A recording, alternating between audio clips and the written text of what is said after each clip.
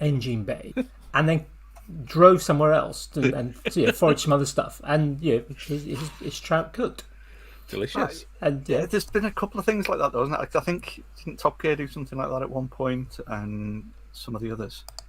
I'm sure there's been a couple of similar sort of things. I've definitely heard some sort of like horror story about someone putting a fish in someone's like car so it stinks when they like drive down the motorway. I don't think that was the same intent.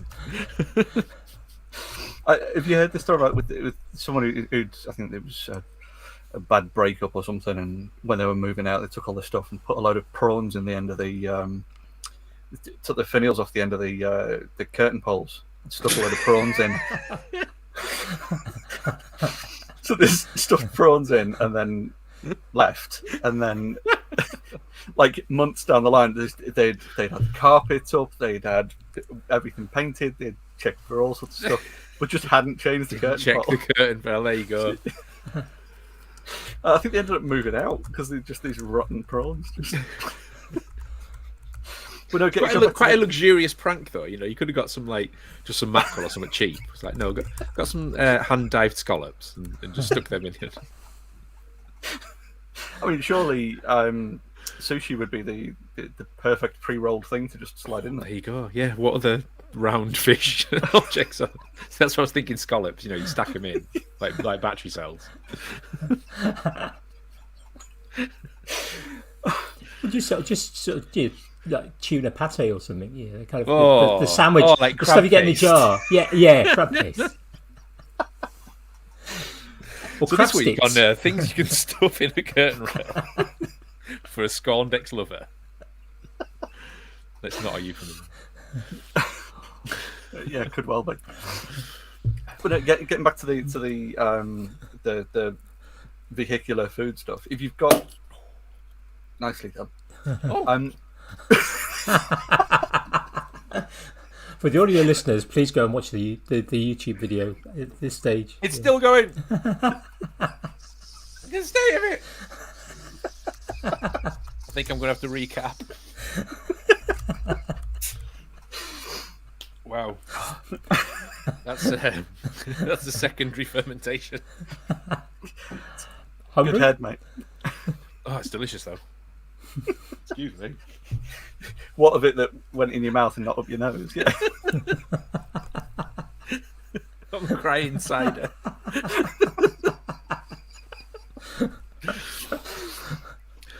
Sorry, back to finials, Jimmy. Yeah, well, no, I was just going to with your cars and stuff. Surely, if you've got a diff and a PTO, you could, or just the engine connected to the diff, you could have a like a rotisserie on one side, and then something like a thing going to a kebab thing. I like rotisserie. Two going, yeah. And because it's like a limited slip diff, when you got to carve the kebab, just like the rotisserie would speed up. Yeah.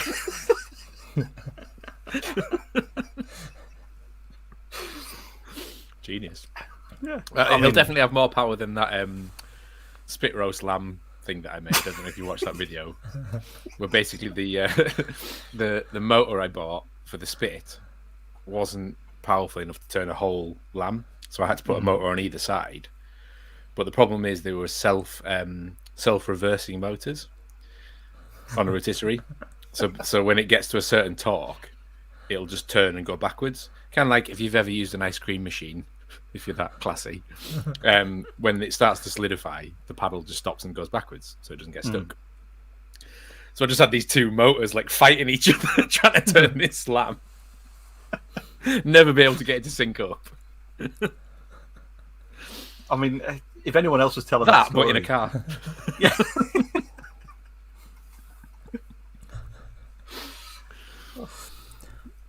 I think it's safe to say that we weren't going to start this off and be, nice and gentle into, just straight in. I was just going to inhale half a bottle of cider.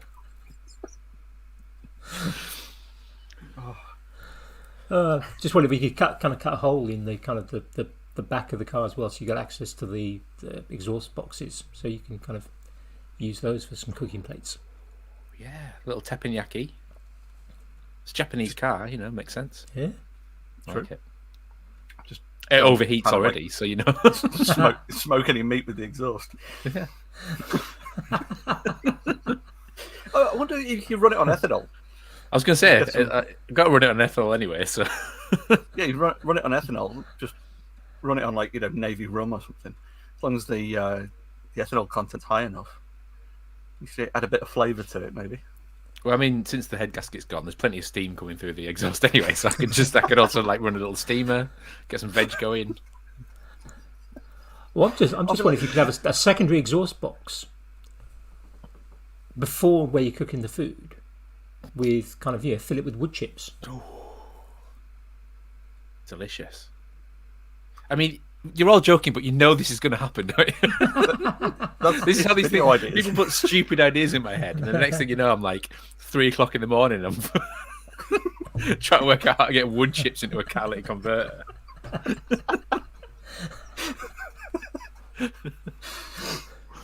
I mean, there's no one else we'd give those ideas to. You're the only one who'd actually do it.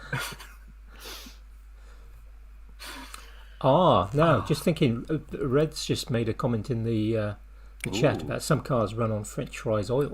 So if you actually went for a diesel engine, it's biodiesel from reprocessed chip oil. There you go. Avoid the tax man. Smart thinking, Red.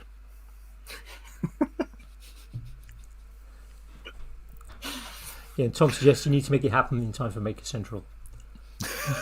God. I don't know if that's going to be good kind of Hilton bar food.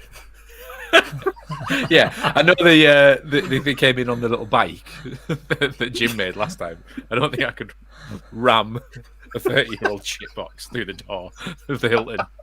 Did we get a good run up? Back up, kebab spinning out the back of it. I don't know.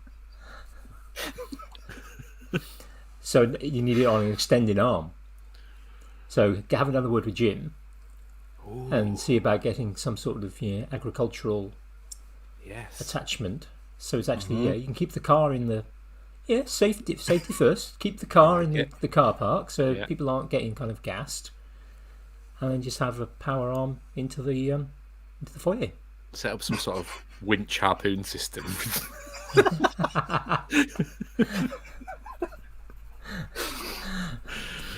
I'm just wondering whether I shouldn't actually tag Maker Central for this particular episode. Just in case they actually listen to it. Listen, there'll be a risk assessment, don't worry about Andy.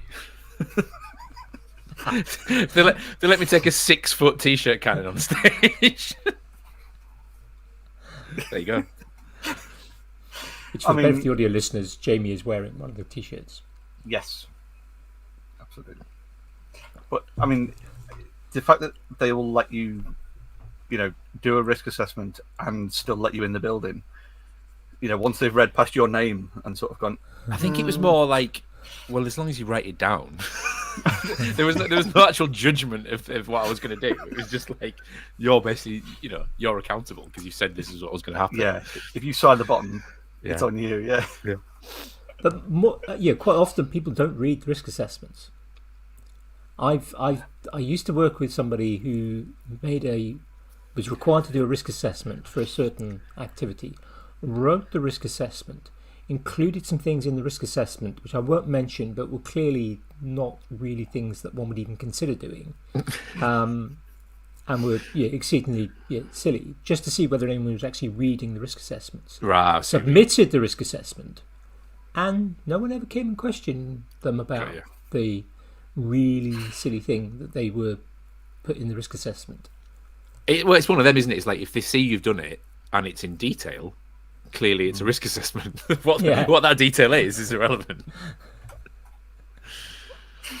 It's just I am a fish 400 times. And then... I did pretty much that in my A-level maths exam. I had a bit of a rimmer, and basically I'd done no coursework too long or revision on or anything. On your revision timetable that you didn't. For the entire, basically, well, there wasn't one. It was called the pub. It was called the Miners' Arms. Did no work at all, and I thought I can just wing it. I can wing an entire A-level maths exam. I was trying to do it in a year as well, because I was doing further maths. So I was doing like a year of A-level maths and a year of further maths. I'll just wing it. GCSEs were easy. It'll be fine. Went in, didn't have a clue. I had no idea what any of the questions were about. It's the Mr. Bean thing with the checking the back I was of the... trying to open it up like that, and what I ended up doing was calculating how many bricks were in the sports hall. Yeah, I used to do that. And that was my entry for the exam, was just working it all out.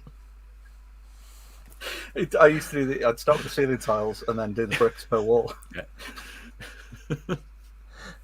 I went on to the parquet flooring, but I didn't have time.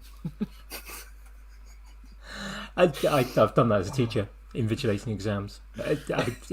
It's not common anymore for teachers to invigilate exams. They tend to get people in, Right. so that people can kind of concentrate on working. Yeah, it is. But when one had to invigilate exams, internal and external, yeah, sometimes they would be boring as anything. So you'd kind of do things like, my first school, they had a climbing wall at the back of the hall that was used for the majority of exams. So being a climber, and I actually ran a climbing club at the school as well, it was like, right, let's work out different routes. But then there'd be things like counting how many bricks there are, or how many breeze blocks on the side walls, or how many floors. And yeah, if one Googles teacher exam bingo, you can find some interesting things that some teachers, I would never admit to doing this myself, might do in terms of things like kind of exam, how to keep sane. So things like, some of the milder ones are things like seeing who can get to the student first who puts their hand up without running. So that's the kind of mild stuff. And then there's the kind of there are the bingos where you might kind of go, right, things like who's going to go to jail first? Called it. Like in the context of the exam, or just in no, just in terms of general, the students, kind of things like that. I mean, there's a long payoff in that. Well, potentially a long payoff in that to win. I don't know how hard the exam was, Jimmy. The other one that sometimes happens is you get a teacher would stand at the back of the hall. You'd have another teacher at the front of the hall, and the teacher at the back of the hall would have to see if they could get the teacher at the front of the hall to laugh without the students knowing what they were doing. Like helicopter or something a little bit less. Dancing out to YMCA, Okay. or things like that, or silly, Ministry of Silly Walks would be quite a good thing, I would imagine. To do. My dad used to take great pleasure in crop dusting during the exams, and I thoroughly believe he would actually do it as well. So. I mean, that's such a wonderful. What can you do? You can't speak, pleasure. so like Exactly, yeah. There's no protesting. Teacher farts and walks past you. Well, that's one of life's beautiful pleasures, anyway, isn't it? Just doing that in like the supermarket or something. Or... One school I worked at, they had a number of different halls, and one of them was the old gym. It's now converted into a theatre, and the floor, while it was kind of one of those sort of, it was a gym floor, but it had a stage at one end. But they classic school knocked a big wall out and got rid of the stage and put in quite a modern, fancy stage system with kind of retractable seats and nets for the lighting people and things like that, which is really, really quite good. But when it was still the kind of original gym floor, being quite old, it was creaky as anything. So if you were kind of invigilating, one of the things I used to kind of try and do is to try and obviously go up and down, so showing your presence and trying to deter anyone from possibly cheating, but do it silently, so without actually making the floor creak. So you'd have to you couldn't walk in straight lines, because if you walked in a straight line, so you had to kind of work out. You get used to it after a while. It's kind of like, right, I need to make a long step here, but now I need to make a short step. Oh, see, it's like when you're a kid and you know how to get downstairs without waking up. Yeah, just like that. So you'd be trying to do it, of course. But if you kind of get it wrong, of course, you get like this silent hall, all these sort of kids scribbling away, and then they like creak as you kind of hit that one board that's really loud. Is that when you get the other teachers just like, amateur? Don't you know about floorboard 42? I'm sure I've heard they're on. They were on tour with What was the meat something a minute ago? Vehicular food stuff. Vehicular food stuff. They were supporting Floorboard 42. The other one is Pacman. The other one is to play Pacman. So teachers literally trying to not get into. If you get into the same mile facing each other, that's a lose. So you're kind of trying to kind of guess the turn. Have you ever been to one of those? Obviously, we've got to talk about food. It's a podcast. Argentinian meat places where it's like an endless thing where they bring the food round to your table and they like carve it at your table. No, there'll be some sort of name for it. So it's a traditional way of eating meat in Argentina, and there's a few restaurants in the UK now. You go in and you pay like a flat fee, and you're there for as long as you want, and they come round with like kebabs of different things and different cuts of meat, and just carve it at your table and then move on. Nice. They're great, but I didn't realise this, and no one forewarned me that there's like a tactic to it. So they come round with all the cheap stuff. Of course, yeah. And they walk faster. And basically, what you've got a paddle with like stop and go. And they'll only serve you if your plate's empty, and they'll only serve you if you've got the go paddle on. So you hold the go paddle on, and you've got to work out who's going to get to your table first. Is it the guy with the delicious black pudding sausages, or is it the guy with just the dirty like chump steak that's just like horrible and tough? And it's like Pacman. Like they'll come down the tables. They're not allowed to run, so it's all like shuffle walking. Yeah. And you got to work out. But then some of them are fast, like the younger lads. They're faster than the old boys. So you got to work out like who's faster, what the distance is to get. Basically, it was like my maths exam, but with me. and you got to work it out. So it's if anyone goes to one of these places, I'm sure there's a name for this type of restaurant.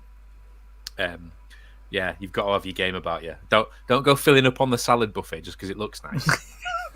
And don't go filling up on the first steak that comes to your table just because it looks. That's the harvester problem, isn't it? Is going and filling up on the salad bar. Exactly. Well, yeah, and the gravy bar. balancing out the salad so that it kind of makes the bowl bigger. Yeah. Yeah. Lettuce sheath. You got your big plate, Alan. It's like that's the two skills in life, isn't it? It's packing a skip and packing a free salad bowl. It's the same thing, essentially. Yeah. Well, my stepdad is an ex-butcher, big massive fella, and he's they went eggs to butcher. An ex-butcher. Oh, ex-butcher. Used to be a butcher for birds. Chopping up eggs. Yeah, but got a machine for that. But no, they'd gone to, I think it's like Florida or New York or somewhere East Coast US, and there was it was similar sort of thing of like, big. I think it was a rib joint or something, and because he's a big guy, he can pack it away if he wants to, and they brought, he wasn't used to American portions, so they brought out. It had this like onion tart thing to start with, and got about halfway through that because it was the size of a dinner plate, and then brought a rack of ribs out to him. So he's like sort of just about managed to get through this whole rack of ribs and and finish the tart off. It's like does the old the loosen the belt, you lean back on the chair, and like as he sort of did that and like breathed out, the guy appeared right next to him and went, "Another rack of ribs, sir?" And he just went, "Oh my god, I couldn't manage it." And he went, "Half a rack then." He dumped half a rack on his plate. Take me to this place. So he's never been so full in all his life. Just kept forcing more food down your face. I mean, Franco will probably attest to this, but the Italians are as bad as that. It's like every course is a meal. It's like when we go to an Italian restaurant, you have a bowl of pasta, and that's your meal. When you actually in Italy, it's like, no, that's one of the courses. And then there's the meat course, and then there's the fish course, and then there's the vegetable course, and there's the antipasta. It's just like never ends. Yeah, but they'll be eating over like a 6-hour period. Oh yeah, and it's probably like the one meal a day. Start at lunch and then yeah, 3 bottles of wine. Yeah. Wait until the wine's gone. Yeah. Well, when I was still working in industry, we used to go to a pub in the not the same town as the place. It was the next town up. I had a steakhouse, and midweek you could get either a 48-ounce mixed grill or a 48-ounce steak, with obviously all the chips and all the trimmings. So we used to kind of go for our Christmas meal at Garden this place. peas, field mushroom, Yeah, fried egg. That's it. Yeah, exactly. Yeah, yep. Grilled tomato. You've been there, have you? So we went there for our Christmas dinner, and it was like the first year I made the mistake of having a starter because I didn't really realise how big a 48-ounce steak was. Yeah, I'd never had one that big. Yeah, it's like I was getting towards the end of the steak. I finished it off, but it was just like I don't think I'm going to be having dessert. The second year I went, no, I'm not. I remember from last year, I'm not having a starter this time. I ended up having a dessert and somebody else's dessert because they couldn't finish their. No, but dessert's different. There's a dessert stomach. It's different stomach. It's like cows. Yeah, there's a separate stomach for desserts. That's fine. Because there's I forget where. I think it must have been on one of like the strongman things or something. But they were talking about there's like a part of your brain that sort of overrides with sugar. Yeah. So it sort of just opens up a little bit more. So my mate's dad is when he goes into a restaurant, he'll order his chocolate cake first because he wants to enjoy that. So he'll just turn up and he's like, yeah, I'll have, places his order and orders his dessert, and then smart move. Make sure that so they'll bring the starters out for everyone else and they'll bring his chocolate cake out because he wants to enjoy the chocolate cake and he doesn't want to get to the end of his meal, be too full and not enjoy his chocolate cake. So that's his starter course. It's like the theory of like reverse retirement, where there's no point retiring when you're decrepit and your body doesn't work. Yeah. So let's have retirement when you're young and healthy, and then work till you die.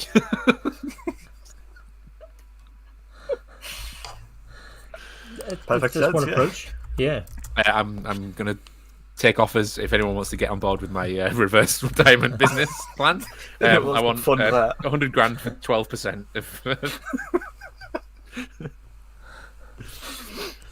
She could retire for a couple of weeks then on $100,000.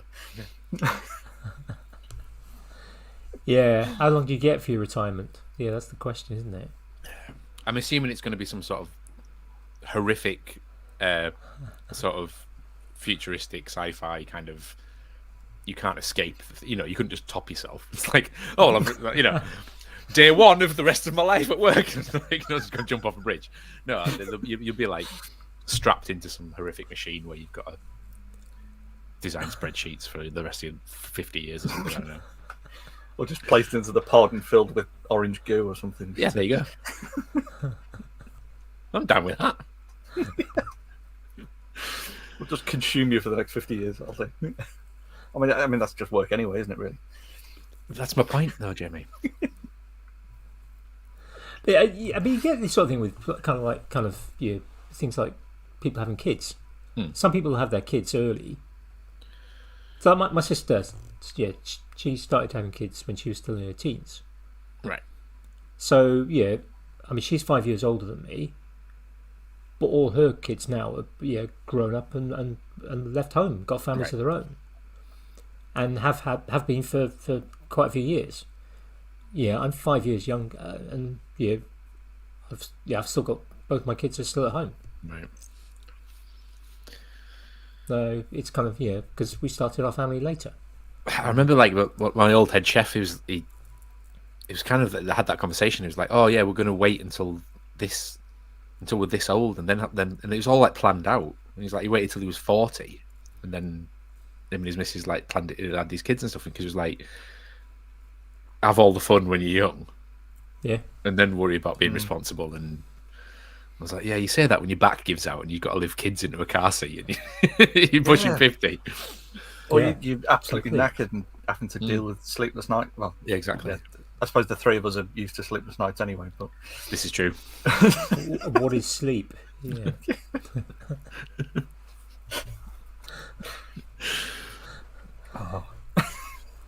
Yeah. I can't imagine doing that. Night full of sleep. Yeah. Doesn't happen. Hasn't happened for a long time. I don't think is there ever a right time or a good time to do something like that? Then? You know, sort of some life-changing. No, because this was the thing. It sounded so formulaic to me, Mm. and it was like, doesn't that take the adventure out of it, and the romance, and the unexpected, and the I mean, there's the other extreme, isn't it? Don't do it when you're absolutely not capable. But to have this weird. I mean, anyone ever asked me like, "What's your 5-year plan, Al?" Like, I just throw up in my mouth. Like, I'm the total become opposite 5 years older. Yeah, what's my 5-year plan? What, my plan to be a 5-year-old for the rest of my life? Yeah, you're right. but just having this, but even talking about another human, as if you like formulated this, agenda for this child. I was like, nah, it's a bit weird. That, yeah, just be that 5-year 5 plan thing is a classic interview question, isn't it? Where do you see yourself in 5 years? Well, I'd quite like your job, thank you very much. Not here. I'm not here. I'm going to have my own company. Yeah. Yeah. I'm going to be a millionaire. And I'll have said sod to you 2 years ago. I think the last time someone asked me that in some shitty environment, like a job interview, I think I said Mars. Well, the chocolate bars are available. Then I may have said it in a slightly Austrian accent as well. Not that Austrian.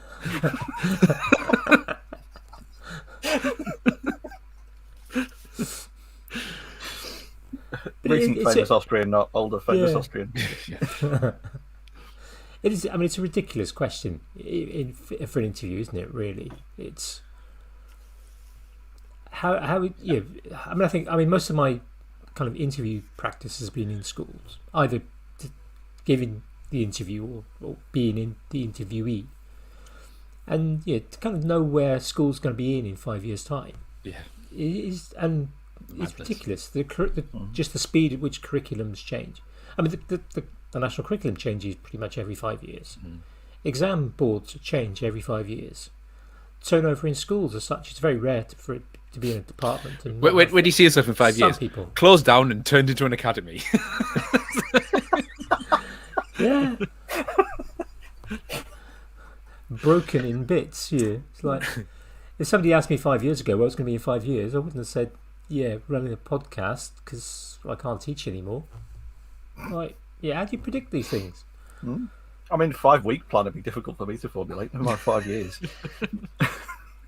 I struggle some days with a 5-hour plan. Yeah. It's just getting old, that's the problem. And trying to satisfy other people. Yeah. Lucky man.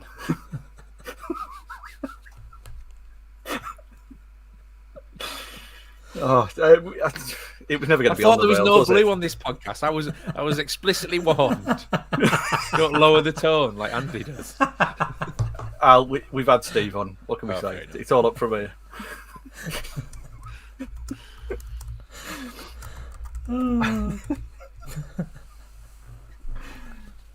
It's never going to be on the rails for long. So it's full of tools like this behind, but obviously, it's so carefully curated and edited. Are we sort of exhibiting the same sort of behaviours? No, the more debauch it is, and the more sort of unplanned, it just lends itself for better conversations. I think because we feign the idea of a topic every week, but it's never the case. It's just retroactive. We'll post rationalize what we talked about. Yeah, and because if you sit down and go, let's talk about 5-year plans, and we sit there for an hour and talk about 5-year plans, it'd be the most boring conversation ever. So it's much better to just organically do it like this, and then go, did we talk about anything vague? Yeah, we talked about starting small. All right, let's pretend that was the shopping. Let's do the voiceover at the beginning to say what we're going to talk about. And we'll somehow edit it in. Oh no, I'm giving away all the magic. I'm pretty certain anyone who's listened to more than one episode of Fools at All is probably thinking of most of that. We used to actually have a plan. And I even had like a Google spreadsheet and everything of like topics and so it didn't last. Was this sort of episodes, kind of like 8 to 13?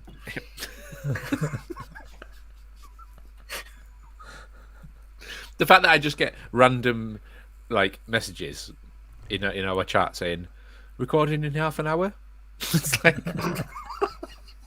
a bit more warning, maybe. I'm in Mars. In Mars? I'm in Mars. Like Ego, the living planet, just inside it. Caving. I mean, they do go in Mars, to be fair, in Total Recall. No, true. That's such a good film.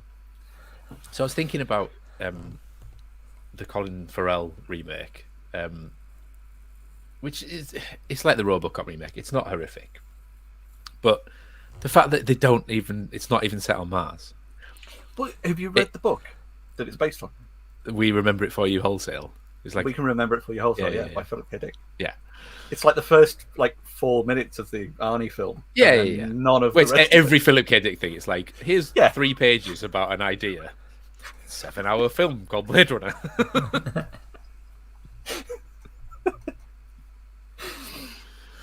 Yeah, that's fair.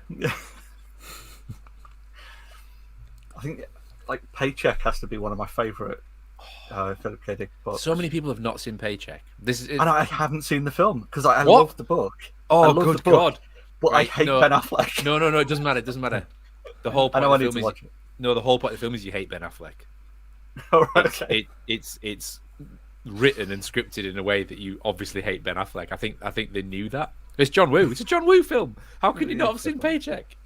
It's John Purely for Woo's that. last film. I got it ready to watch and then went, oh shit! I just couldn't finish Dude, watching no, it. it's fantastic. I love that film. I shall bump it up my list and get it watched. But nobody's seen it because it just looks like a generic crap 2000s Ben Affleck film. It's like, no, it's a really, really, really good sci-fi film. But I mean, is it vaguely close? Well, I'm assuming there's 5 minutes in the film. The premise of what he does is the book, yeah. But That's good. I think all the pigeons and Uzis and motorbikes was John Woo's edition. That's just funny, that, you know. Is that pigeons Can on we- motorbikes with Uzis? There's pigeons on the motorbikes. Can we somehow get it to slow down and then spin the camera around? Some sort of roundhouse kick. It's got to come in here. Why don't you just call it Kicking Impossible?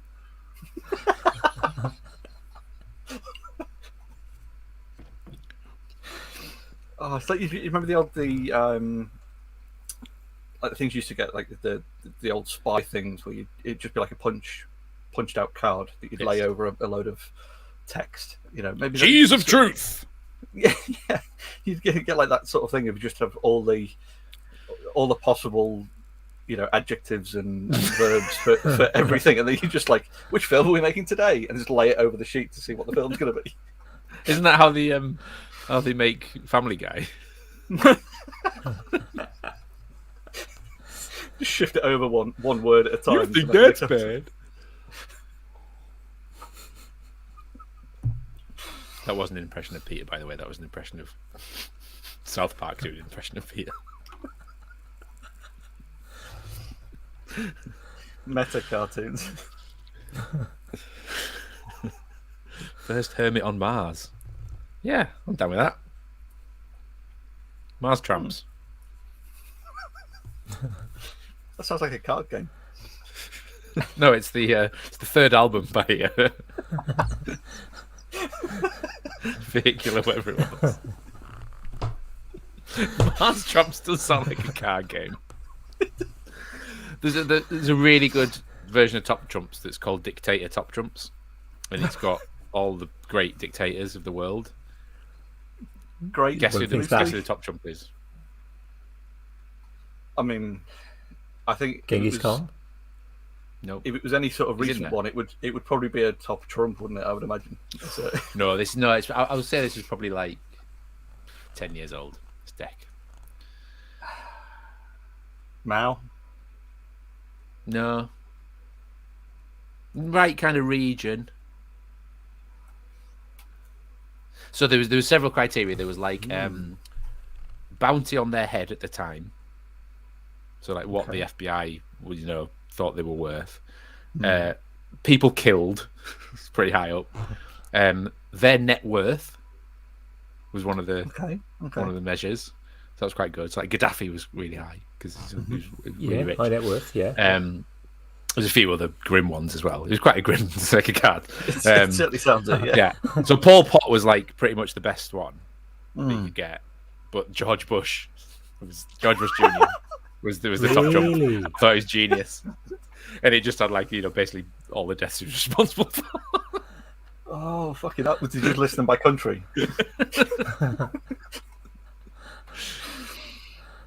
Oh, that's brilliant. Oh, did they have Tony Blair on? So if you can get, but the problem is we got this deck of Dictator top trumps at like this sort of horrible touristy shop in Germany. So we were playing Dictator top trumps in Cologne, in like a German bar, and we're like slamming down Hitler and like, yes, I'll raise you. Like, read the fucking room, you know what I mean, guys? I mean, they were selling it in Germany, so Well, yeah. I'm almost surprised. Yeah. Other dictators are available. Oh, Yeah, there've been some nasty ones. Yeah. Pigeons and Kimbo. Tom knows. Tom understands that reference. Is it just like Daniel Radcliffe with pigeons glued to his hands? I'd watch that. To be fair, he'd take that role on as well, I think.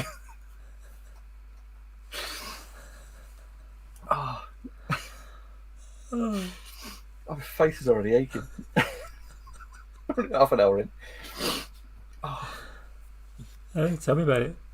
See, I just got confused then with Guns Akimbo and Swiss Army Man, both starring Daniel Radcliffe. I love the fact that he's just gone. Like most sort of childhood stars, sort of do like one wacky project and go a bit off to one side or something. And he just kind of went. Embraced it. Why not? Yeah, absolutely. It's like, well, fuck it. I'm going to do the stuff I want to do, not all this. That's who needs to do big ones for the money, is it? Exactly. Yeah. True. It's a bit kind of like Elijah Wu, and I always get them two mixed up. But he started doing weird, fun films after Lord of the Rings. It's like, yeah, well, he's a big fan of like proper horror films and stuff. Yeah. It's like he started his own production company for like weird backwater horror films and stuff. Nice.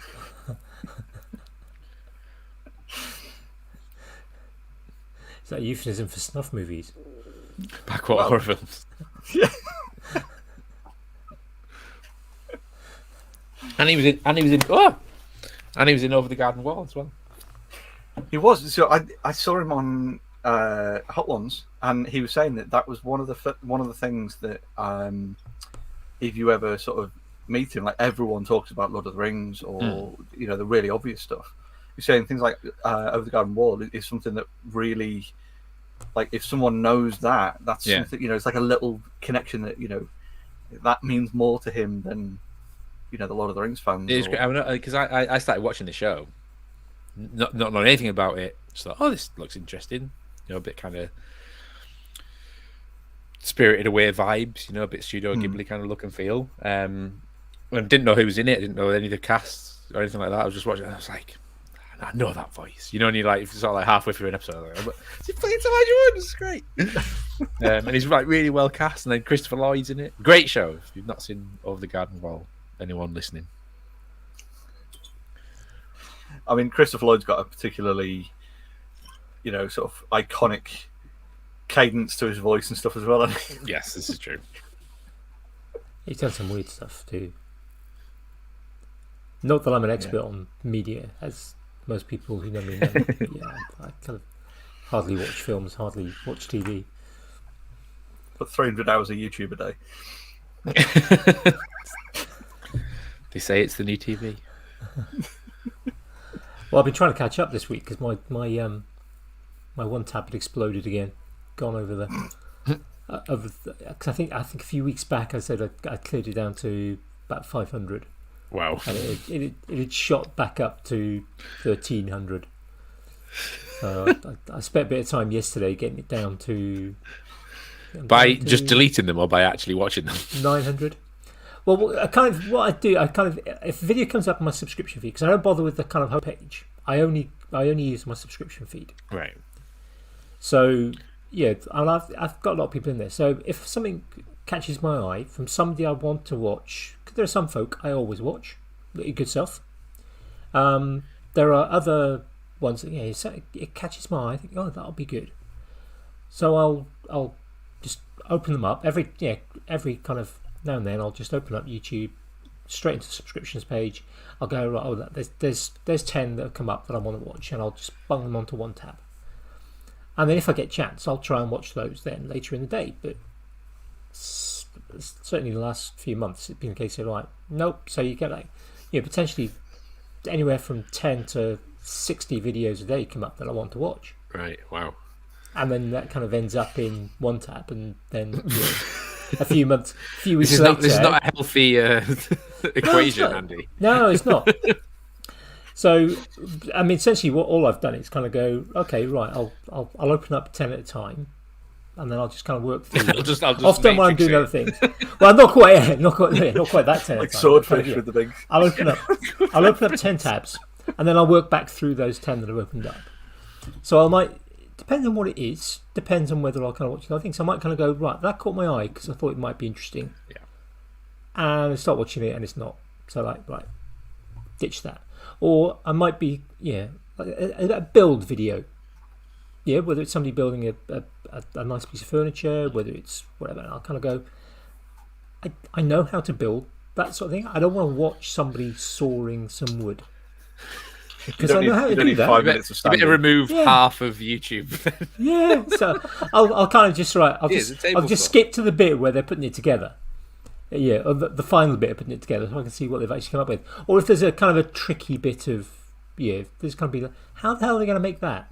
Yeah, I'll watch surely that you spend more time skipping backwards through the video to try and find the bit that you wanted to actually watch. Not if you're this old Tony fan, because his latest video was just like, it opened up. For those of you that haven't got time, skip to 12 minutes and 4 seconds. Can you weld cast iron? Yes, you can weld cast iron. that's what you need, Andy. You need to get to the Somebody point. else did that. Chapter. Somebody else did that. I'm trying to think who it was. It was I mean, if you're watching this old Tony to not be entertained, you shouldn't be watching that channel, I don't think.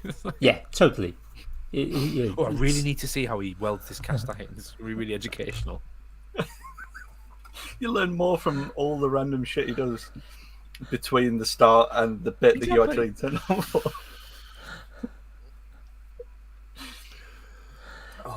I mean, his videos are so well made, aren't they?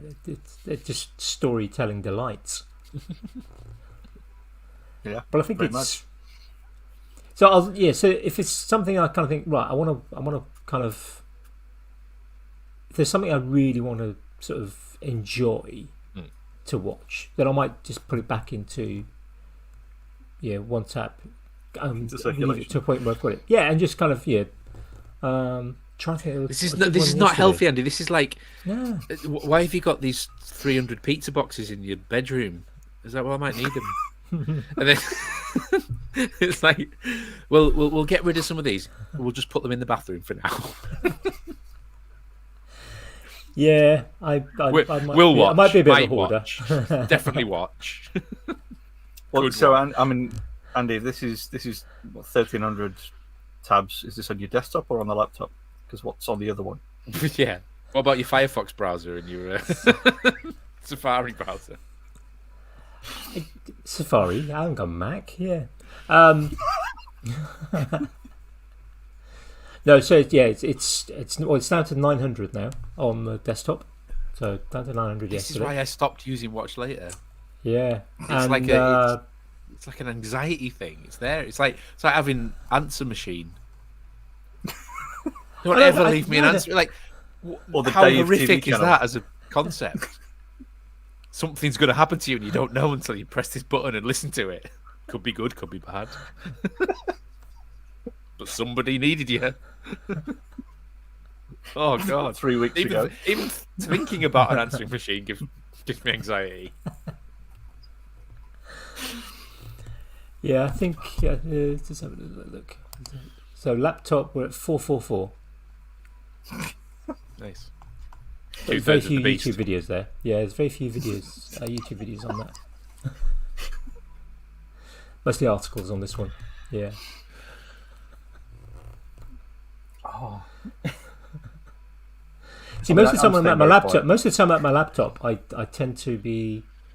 I'll be doing something like my daily drawing, so I don't want to be watching a video at the same time as draw because I make my life hard enough with the drawing, so it tends to be music. So the laptop tends to be music listening. Ah, nice. I wouldn't want to mix up the So YouTube on the desktop, music on here. The digital mullet of Andy's. The facial hairstyle. The hairstyle. I'm a collector. Business at the front, party at the back. Yeah, I'm a collector. I object to the term hoarder. It's pronounced hoarder, Andy. I'm a collector of the same woodworking video by David Picciuto over and over again.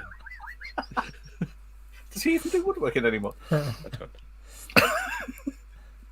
See, that's very satisfying when that happens, when you've got one tab. If you actually then come across that you've already seen a video and you can just literally delete it straight away. Oh, boom. That's very satisfying. Completed it, mate. Done it. Although there's times when you kind of watch and go, this is familiar. I'm sure I've seen this before.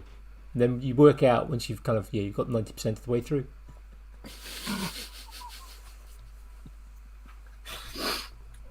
I can't. I 50% think this is a cry for help. I can't quite tell. It wouldn't be the first time we've had some sort of intervention on this show. So should we talk about car engines? Why not? There's two in my kitchen as we speak. Oh my God! Take the Not as cooking utensils, Jamie. They're just one's on an engine stand, the other one's in the sink. Because of course it is. But no, take the head off. You can put it on the floor. I'm not a monster. You can put 4 different drinks in and then do it like drinks roulette by spinning the crankshaft and see which one pops up to the top. Spoiler alert, it's whatever wasn't supposed to be in the same place because they're all knackered, these engines. You've got 3 down Vodka, at the bottom. no, gin. Got passion fruit coolie running through the coolant lines. Well, I wasn't meaning necessarily turn the whole engine into some kind of cocktail machine, but that's a really good idea. Why not? Have you met me? As soon as the head gasket's already mashed. Do you just physically mean put a drink on the pistons? Yeah. I might just put like four Would you like glasses. a sausage? Yeah, but just take the head off and just put 4 glasses on top of the pistons and spin the crank to see which stays top dead center. I like it. I don't know if JP is still. I don't know if Jamie Page is still in the chat, but yeah, I think we've got the next Virtually Crafty sorted for you. No, don't spoil it, Andy. The whole point of Virtually Crafty is you decide what you're going to do 4 minutes before you go live on YouTube. There's no planning for Virtually Crafty.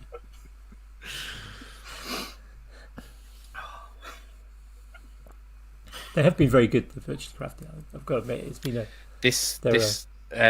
I want to say it's not bi-monthly or semi-monthly. They're roughly monthly. bi-monthly. No, bi-monthly is twice a month. No, because it can be both. It can be twice a month that doesn't help every anyone, 2 does it, months. No, but yeah, the English language There should be a is word not for it, meant like to be fortnightly. understandable. Fortnightly, not bi-weekly. We need to come up with a word for once every 2 months. But anyway, this one I thought was spectacular. Really nice mix. Monthly? What? So one more time? monthly. Fort monthly. Well, no, because it's not made up of 14 days, Jimmy. Fortnights.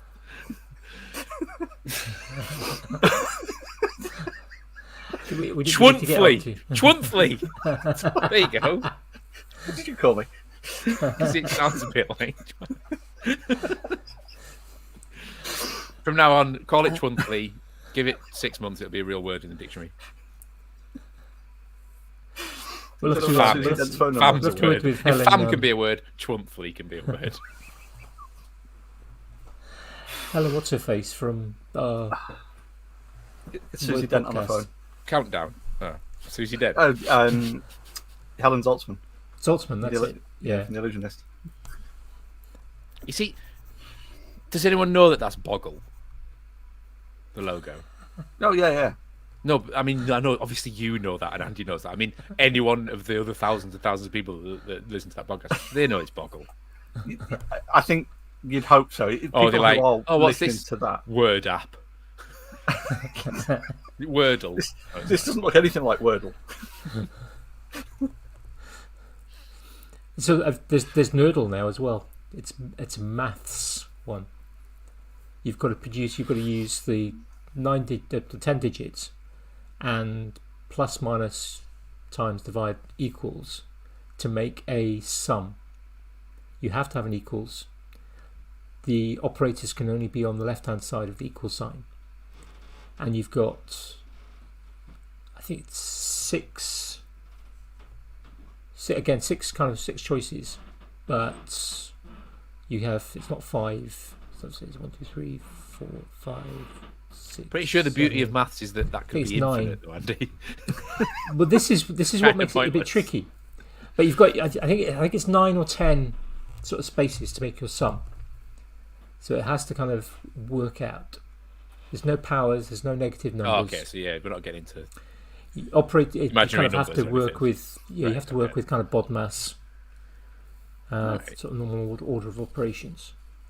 It's interesting, and you get the same sort of thing as you get with Wordle, where it tells you if you've got things in the right place, if you've got numbers that are in but they're in the wrong place, etc. Yeah, it's called Mastermind, and it was a game about 30 years ago where you had little coloured things and you put them in the thing in the order. Little pegs. Little pegs. And they were like, "Oh, you got the right colour, but it's in the wrong place." Yeah, you had. Then there was a little grid of 4 at the side where you had black little or white pins. Pegs. Yeah, see. Yeah. Wordle. Used to love that. Yeah. Such disdain in the way you said that then, Al. So no, it takes me back. So like the cover for Mastermind was obviously playing on the tropes of Mastermind, the TV show that was all about being a genius and like the black chair. Sort of pre Who Wants to Be a Millionaire, dramatic lighting.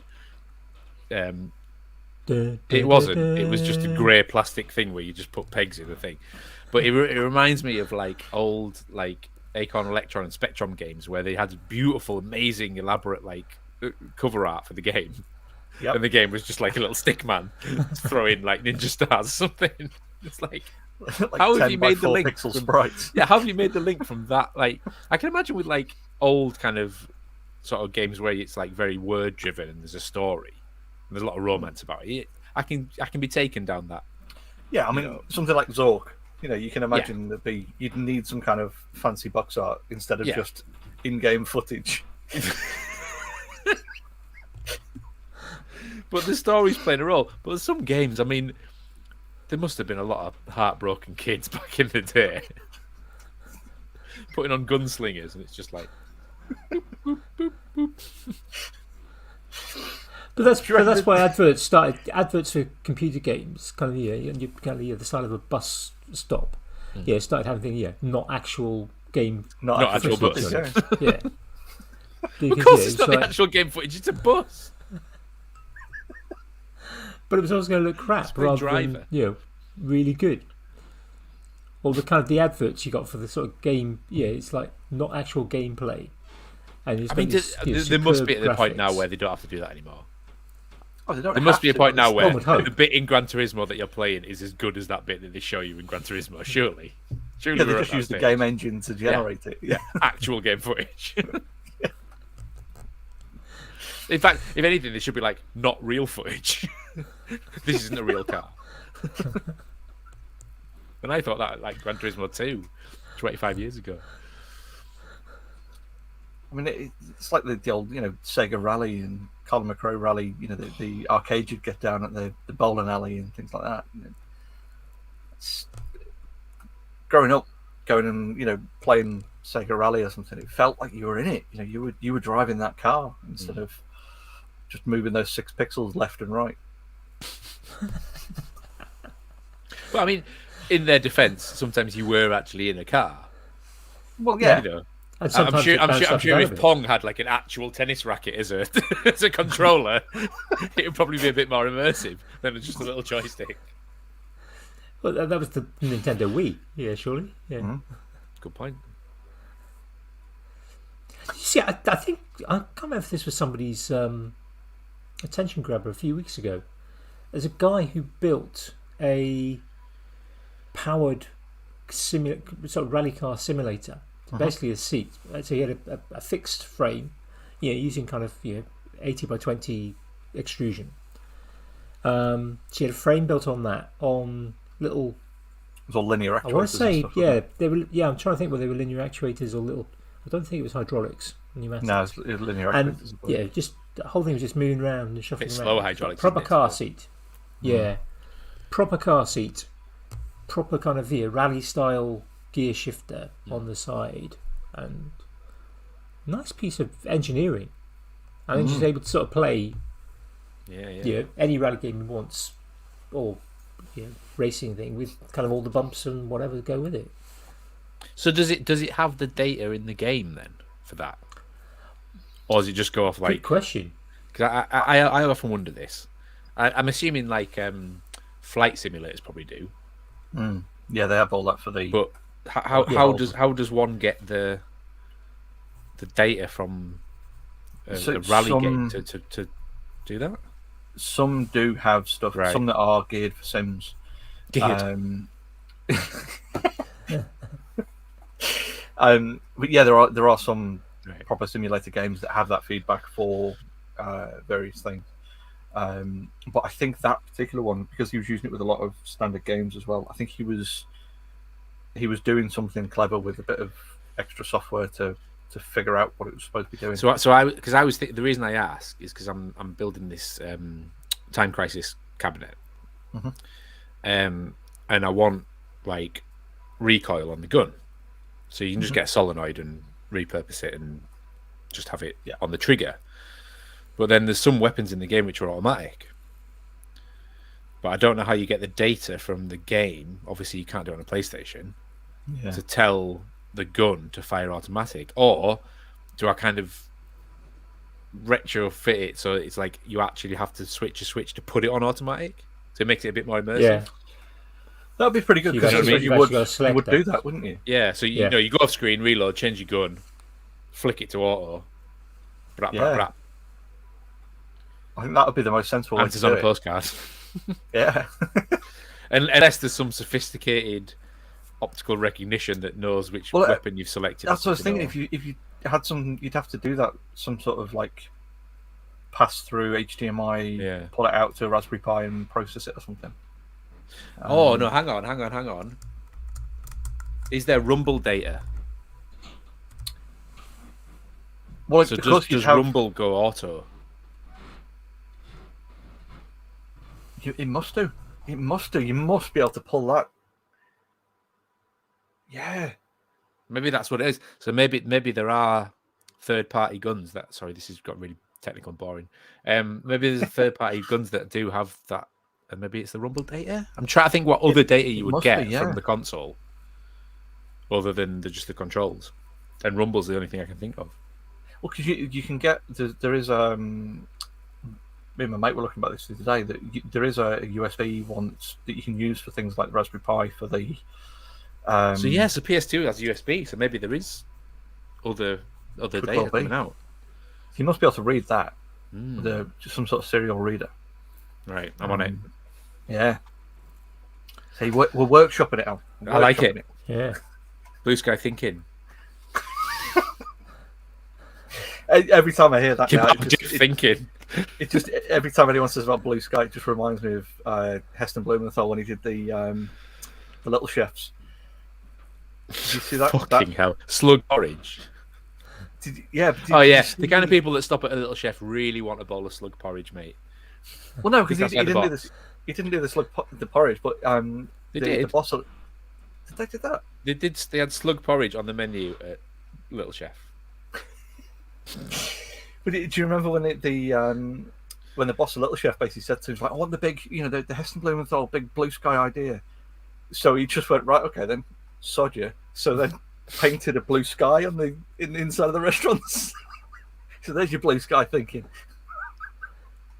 Yeah. See that? I respect that. Yeah. One of those restaurants is actually on the A14, right by me. There's two either side in like service stations, and one of them is one of his. There's one on 303. Been to once. Yeah. That could have been a happy eater. But it's not. Oh.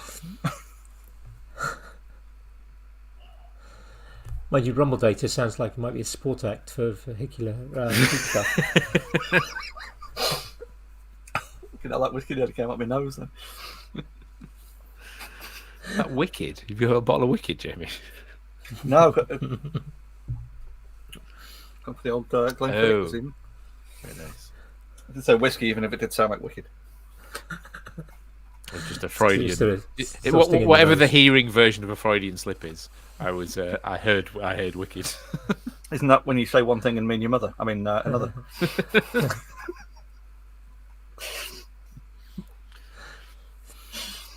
Freudian slip sounds like bands supporting them. I mean, in and of itself, it sounds like a sexual innuendo, which doesn't help the matter. Innuendo. But they've got good album covers as well, though. See, I wonder whether some of the comeback of vinyl is down to the fact that actually you can get decent-sized album covers. True, good art, yeah. Because I used to, when I was a teenager, obviously there weren't anything other than albums. There were cassettes as well, but you bought cassettes for going in your. Oh, it's an ugly Walkman thing, isn't it? It's not out. a nice size or shape. You can't really sit with a cassette. Yeah, you get a cassette and you get the kind of the lyrics, and you got to get fold a magnifying glass out. Yeah, 18-page concertina fold out with a cassette. There was I was in like Asda, something like that, and they had a box for Spider-Man Far From Home, and there was nothing in the box. It was a box for a digital download of the movie. Yep. And it was obviously, to your point, Andy, like people still want things. People still, they must have consumer tested this. It's not just some random mad person at Sony going, "Oh, we're going to print boxes with nothing in them." This will have been tested, and there's demand for this. So there will be shelves in people's houses with empty boxes just because they want a physical thing that says, "I own Spider-Man." But I get it. Especially if it's like really, if it's really cool artwork, or a lovely like sleeve, or it's lenticular, and there's a bit of like experience there. I get it. I totally get it. The same with like a big, really nice 12-inch. It's like the vinyl, yeah. No, a submarine roll.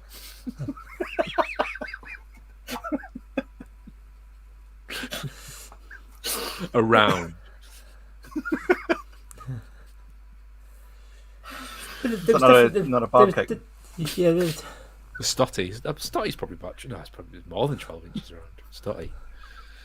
That's pi times diameter. 8. Yeah. About 24 inches Stotty around. A pizza.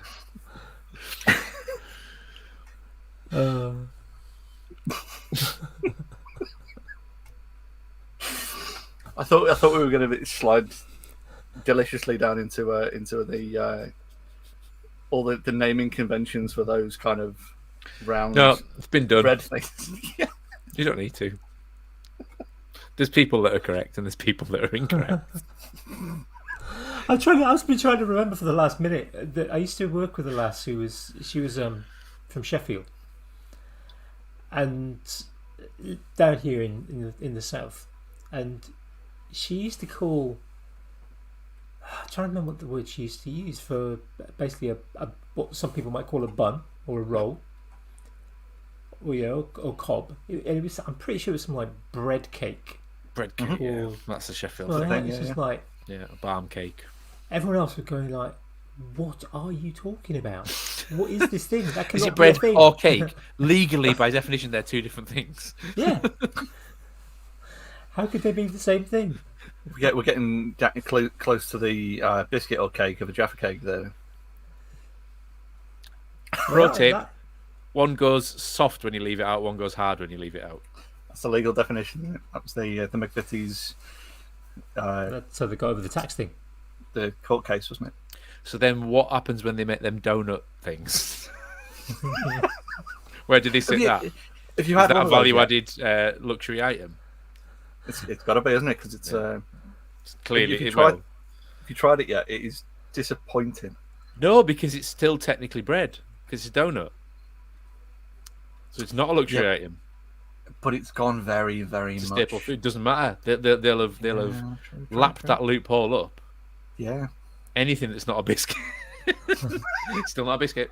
but it's only chocolate biscuits, isn't it? Because non-chocolate biscuits don't have the VAT on.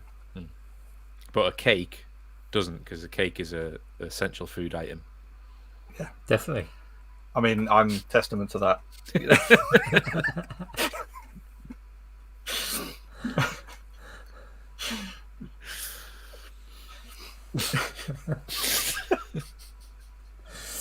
I think we've definitely got the record for the most laughing in this episode. Really average. Steve Hold on says it's called a roll. It's called a roll. We're not having this conversation. Sorry, I've had this conversation too many times. It's like Nam or Balm. It's like Fiat Balm.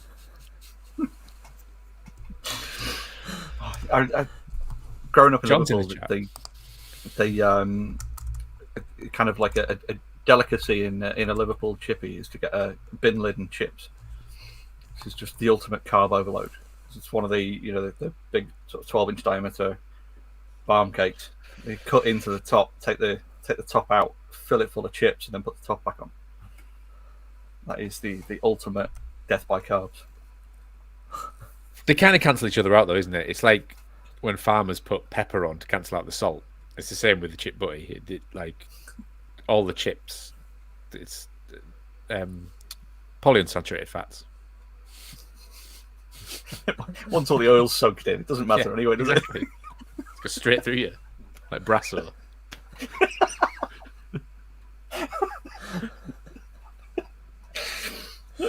That sounds like you've actually smells eaten better. Brasso. There was an urban legend at my school where this kid who was like one of them Technical terms, yeah. sat in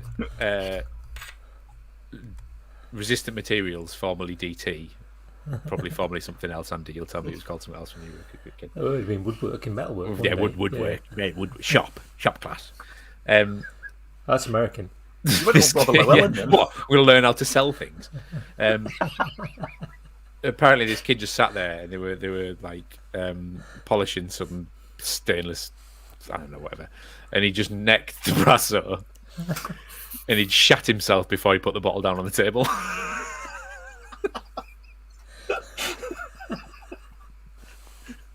So basically, gravity fed this Brasso right through him, right through his intestines. I wonder if it was just a mass thing, just pushed it all out. Maybe, yeah. I think it was the Brasso. There are. I can't remember. There's a. In. Pringles, yeah. And if you ever read Pringles. the classic SAS Survival Handbook by Lofty Wiseman, that kind of that classic of survival training. There's something in there I seem to remember. May have been somewhere else. It's a long time since I ever read it. There's a herb that you can eat that is a very effective laxative, Apparently, this thing is so effective that you have to be, how should we put it? Coffee. Ready. Just called ready. Coffee. You have to be ready before you consume it, because as soon as you consume it and it hits the stomach, straight out. Ooh. I mean, I genuinely am like that with coffee. Just the smell of it. It's like, oh, right, boom. Ready to go, yeah. It just kickstarts everything, doesn't it? Just gets everything exactly. But there's always schools where there's always kids in school. There are always schools who will eat something they shouldn't, or do whatever. I mean, there was a classic case about, it must be about 15, possibly 17 years ago, in Plymouth, of a student who suggested to another student that this petri dish of blue crystals was sherbet for them to eat, and not copper sulfate crystals. Jeez. That's got to go through you as well, surely, or completely bung you up. Well, it's quite a strong fungicide, so. Well, cleared the thrush right up. I don't think you're supposed to sort of rub it in the groin area. Tastes like pennies. It's not like deep heat. Talking of deep heat, right? This is going to get a little bit sort of philosophical here. And this is the band that's going to support vehicular foodstuffs on their second tour. Deep heat. Yeah. So, I was helping my mate build a structure in his garden, and one of our other mates turned up, and we were discussing food and spicy food. And my mate said, and these were his exact words: "How come your bum can taste spicy?" And he didn't mean like how come bumholes can have a spicy flavour. He meant how can your bum experience the sensation of spicy food? It was the way he said taste. Right? Does it sort of do like a? Yeah. And we were just like ripping him a new one, pun intended.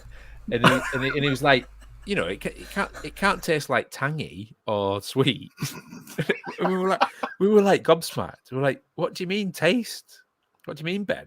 It can taste. And he was obsessed that the sensation of a chemical burn, which is essentially what capsaicin is, on soft tissue, was actually a taste bud thing. and we'd had a few drinks, and we were in the sauna, which didn't help. And it just wouldn't show up about like your bum being able to taste things. And then he was like, well, it doesn't stop there, does it? It's like, what do you mean, Ben? And he's like, well, your balls can taste mint. It's like, what do you mean? He started going on about like that like shower gel that's got like the tingly, like it's got a menthol or whatever it is, or you know, whatever the other thing I know is, exactly what you mean. Or not menthol. Tea tree and mint, tea tree, and I was like, Ben, it's not. They're not. You haven't got taste buds on your ball bag. It's like it's crinkly, like a tongue, isn't it? It kind of is. It's a similar skin apparently as well. Same on the glands to lower the tone. But he couldn't distinguish between a chemical sensation and flavor. But then it's the same thing. So that's what your taste buds are doing. Yeah. Well, that's the whole thing with chili. When you eat it, you don't actually get heat. You're getting it's a chemical reaction. Essentially. I mean, you're getting the flavor profile of the chili and the various different things that go into it. But the burning sensation it's not like a physical temperature heat. No. But he wouldn't shut up, and then we delved into it a little bit, and we started like googling like how come my bumhole can taste chili and things. If anybody has a spare 5-10 minutes to go down an internet rabbit hole, apparently your mouth is not the only place where there are taste buds. And he wasn't talking shit, pun intended. Interesting. Very interesting. I will leave it there for those that want a little bit of further reading. You didn't go for the, like practical experiment and in having like a selection of chili sauces and just rubbing a swipe down his ring. Just gently, like. Which sauce is this? So this is the same bloke whose wedding photograph pictures. The album is called Balls on Jag. So he had a Jag for the wedding car, and there's just various photographs of everyone's different testicles draped over the Jaguar as a sort of ritual. So it was to be expected. But yeah, it took an interesting turn when we started to do a bit of research. Yeah, I mean it's sort of fortuitous timing, having you on and talking about spicy food as well, because I have recently got I used to be heavily into my spice, and sort of for attempted settling of the stomach, kind of avoided it for a little bit, and discovered that I have a sort of throat kind of allergic reaction to pickled jalapenos. So thought, I'll have a bit of time off the spice and then specifically pickled jalapenos, or if I get Subway with jalapenos on it, my throat starts kind of closing up a little bit of a reaction to it. So I thought, I'll give it a rest. I'll avoid that for a little bit.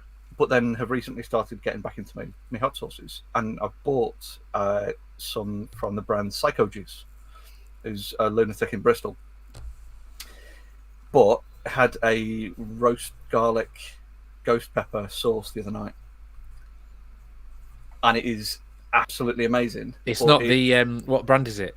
Psycho Juice. Yes. Oh, it's so good. And I've got the ghost pepper mustard as well. Yes. And both of those sauces are delicious and warm twice. Agree. Very warm twice.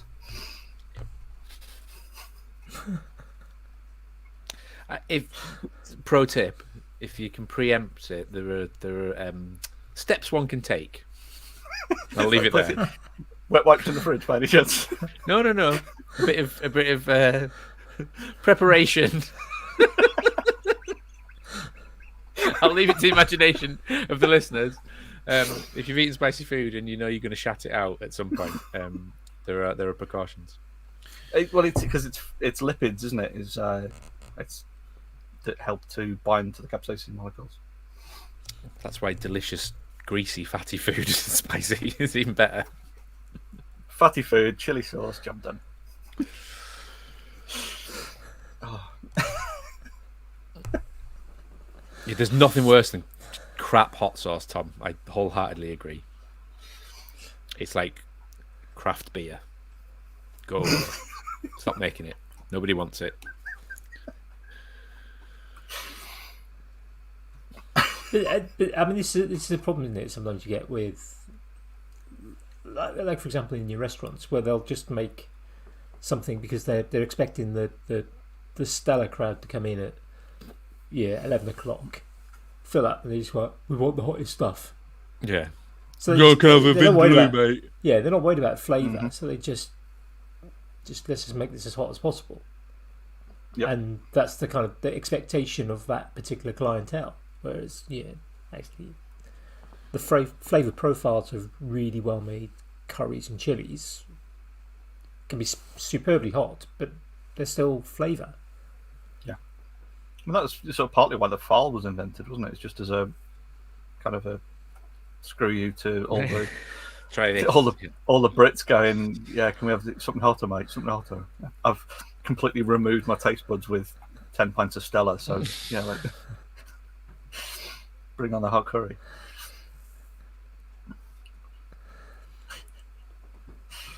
Sorry, I'm listening. I'm just getting the hot sauce. I said, Jamie, was it you that shared the other day the story about somebody who sent their wife didn't made their wife. No, yeah, it's Weird Science. The movie. I'm trying to get the story the right way around. Yeah, I love a fantastic film that is. One of my favourite films of the 80s. That was.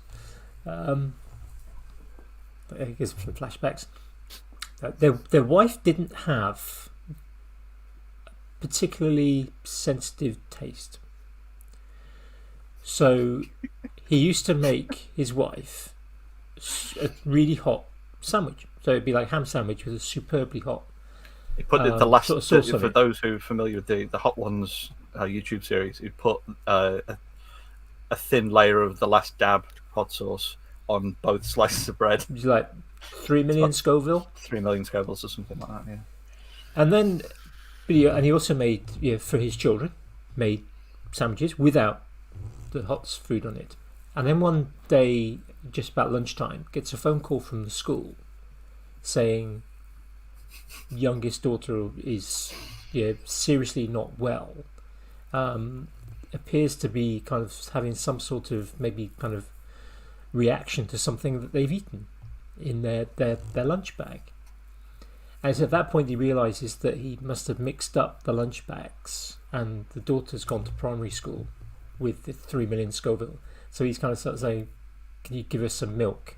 And he then and your yogurt or something like that." And he has to kind of proceed to school, where he gets complete blasting from the head teacher for endangering his child in such a manner.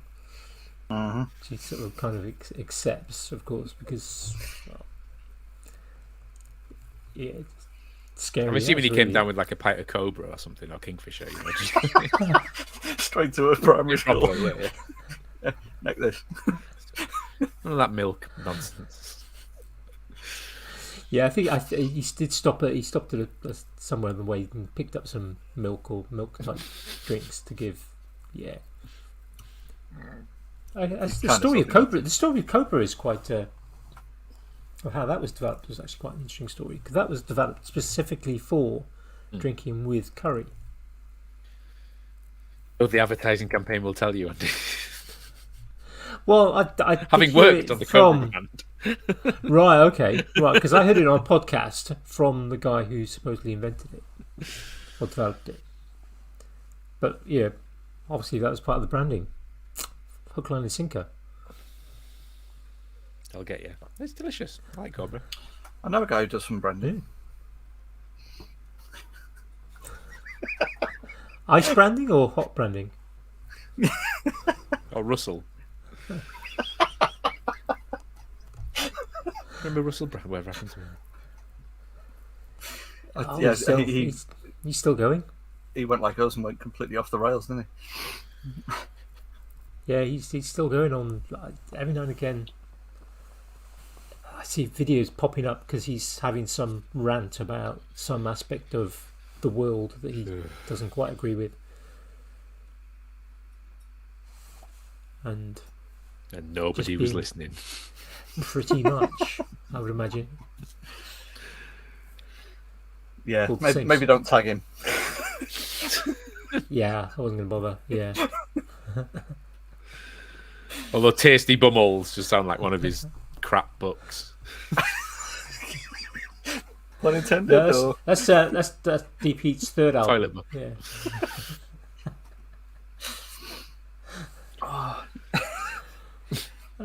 How many album sort of titles do you think are just made up by people just kind of completely off their heads or just Smell the glove. giggling like mad?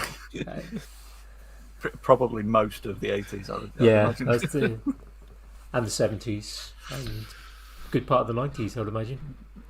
Well, there was an urban legend about Chumbawamba, wasn't it? It was that the whole formulation of their name was because one of them was involved in an experiment of the monkeys on typewriters typing the works of Shakespeare, and amongst the reams and reams of complete and total gibber shit that they typed, Chumbawamba was this word that stuck out to them. And that's sort of the one of the urban legends about how they got their name. Talking of weird 90s bands. I'm surprised they were able to fill an album with the same song on repeat. Well, because apparently their first album had was banned because the album art on the front was an uncensored photo of a woman giving birth, and that just to a monkey, not to a monkey, to a human baby, a typewriter. All right. Pretty certain a typewriter going in is probably on some fetish website. Ding. And probably the monkey as well. Yeah.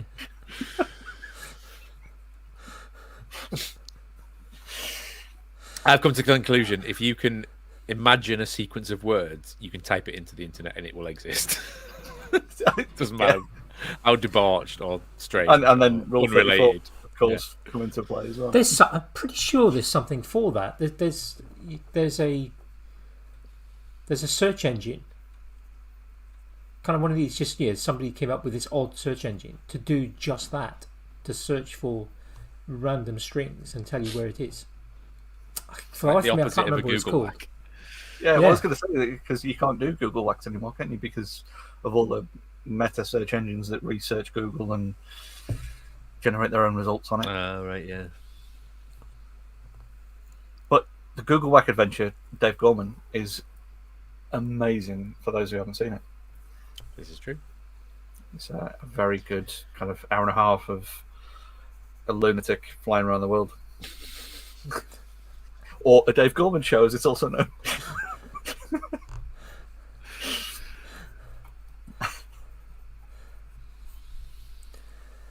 Should we do introductions? My name's Alex. I'm glad you picked up on we meant you, Alan, not just that you were waiting for me and Andy to start introducing ourselves.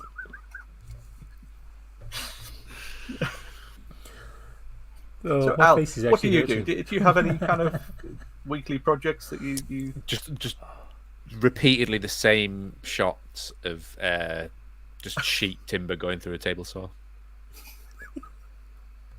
Like 4 or 5 videos a week, same thing. Sanding. Some sponsors. It's great. I think they're all on Andy's one tab. Yep. Yeah. It's fine. You probably consolidate that list to like one video, basically. There probably is a channel somewhere that just exists of just kind of a video of ASMR of just somebody kind of pushing a piece of wood through a table saw, and then 3 hours of sanding. I can think of so many YouTube names to throw at you for that. Anyway. There's more than one, Andy. You've either got the wood going through the table saw, or you've got the sanding for 20 minutes of the video, or the carrying a pancake. No. Yeah. So with the shreds. It's a jackal. That's very much for the visual listeners there. Yeah, how many words? Yeah. How many words, how many syllables?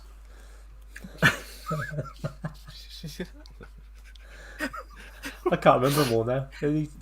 Look, just like pointing to, pointing on the doll, which... No, there was like... Where did he touch you? No, it was like you did something for syllables or 2 words. Second syllable. Yeah, words and then, I think syllable. Or you just do kind of words because it was... I'm trying to think what the program was called. There used to be... That was a TV program back in They didn't make a TV program about charades. Yes. There was. Ah. They make TV shows about anything. Do you remember what it's called now? It was not called charades. I'm trying to think whether it was... Might have been, no, it wasn't Give Us a Clue. Or was it? I don't know. You're not thinking whose line is it anyway? No. Well before that. Yeah, no, well before that. And I'll go on a Google search later. Oh no, Alan in the chat says give us a clue. Give us a clue, okay. Yeah. Before our time. Because he had things with books and film and film, TV. It was all the thing to watch. That's the only Not thing the thing to watch. with Mr. Chips. That was catchphrase. That was catch free as. I knew Steve was going to say it. Mr. Chips. Dave Gorman again. Have you catphrase? Catphrase, yeah. Also good. Yeah. Oh, is that a remake of Catchphrase? Because Catchphrase originally was with. I think remix. Yeah, catphrase is the one that Dave Gorman does, which is where people have come out with the wrong thing. Like from the gecko, as a real thing. Oh, instead of, like from the a get-go. like an egg corn. Exactly that. Yes, Exactly that. I do like. And it's trying to work out how it's been malappropriated as a catchphrase, and catchphrase being one of them. Ooh. I think Al's just managed to close the browser. Yeah. He's just vanished. And he's back. I'm back there. Did you just forget where you were then?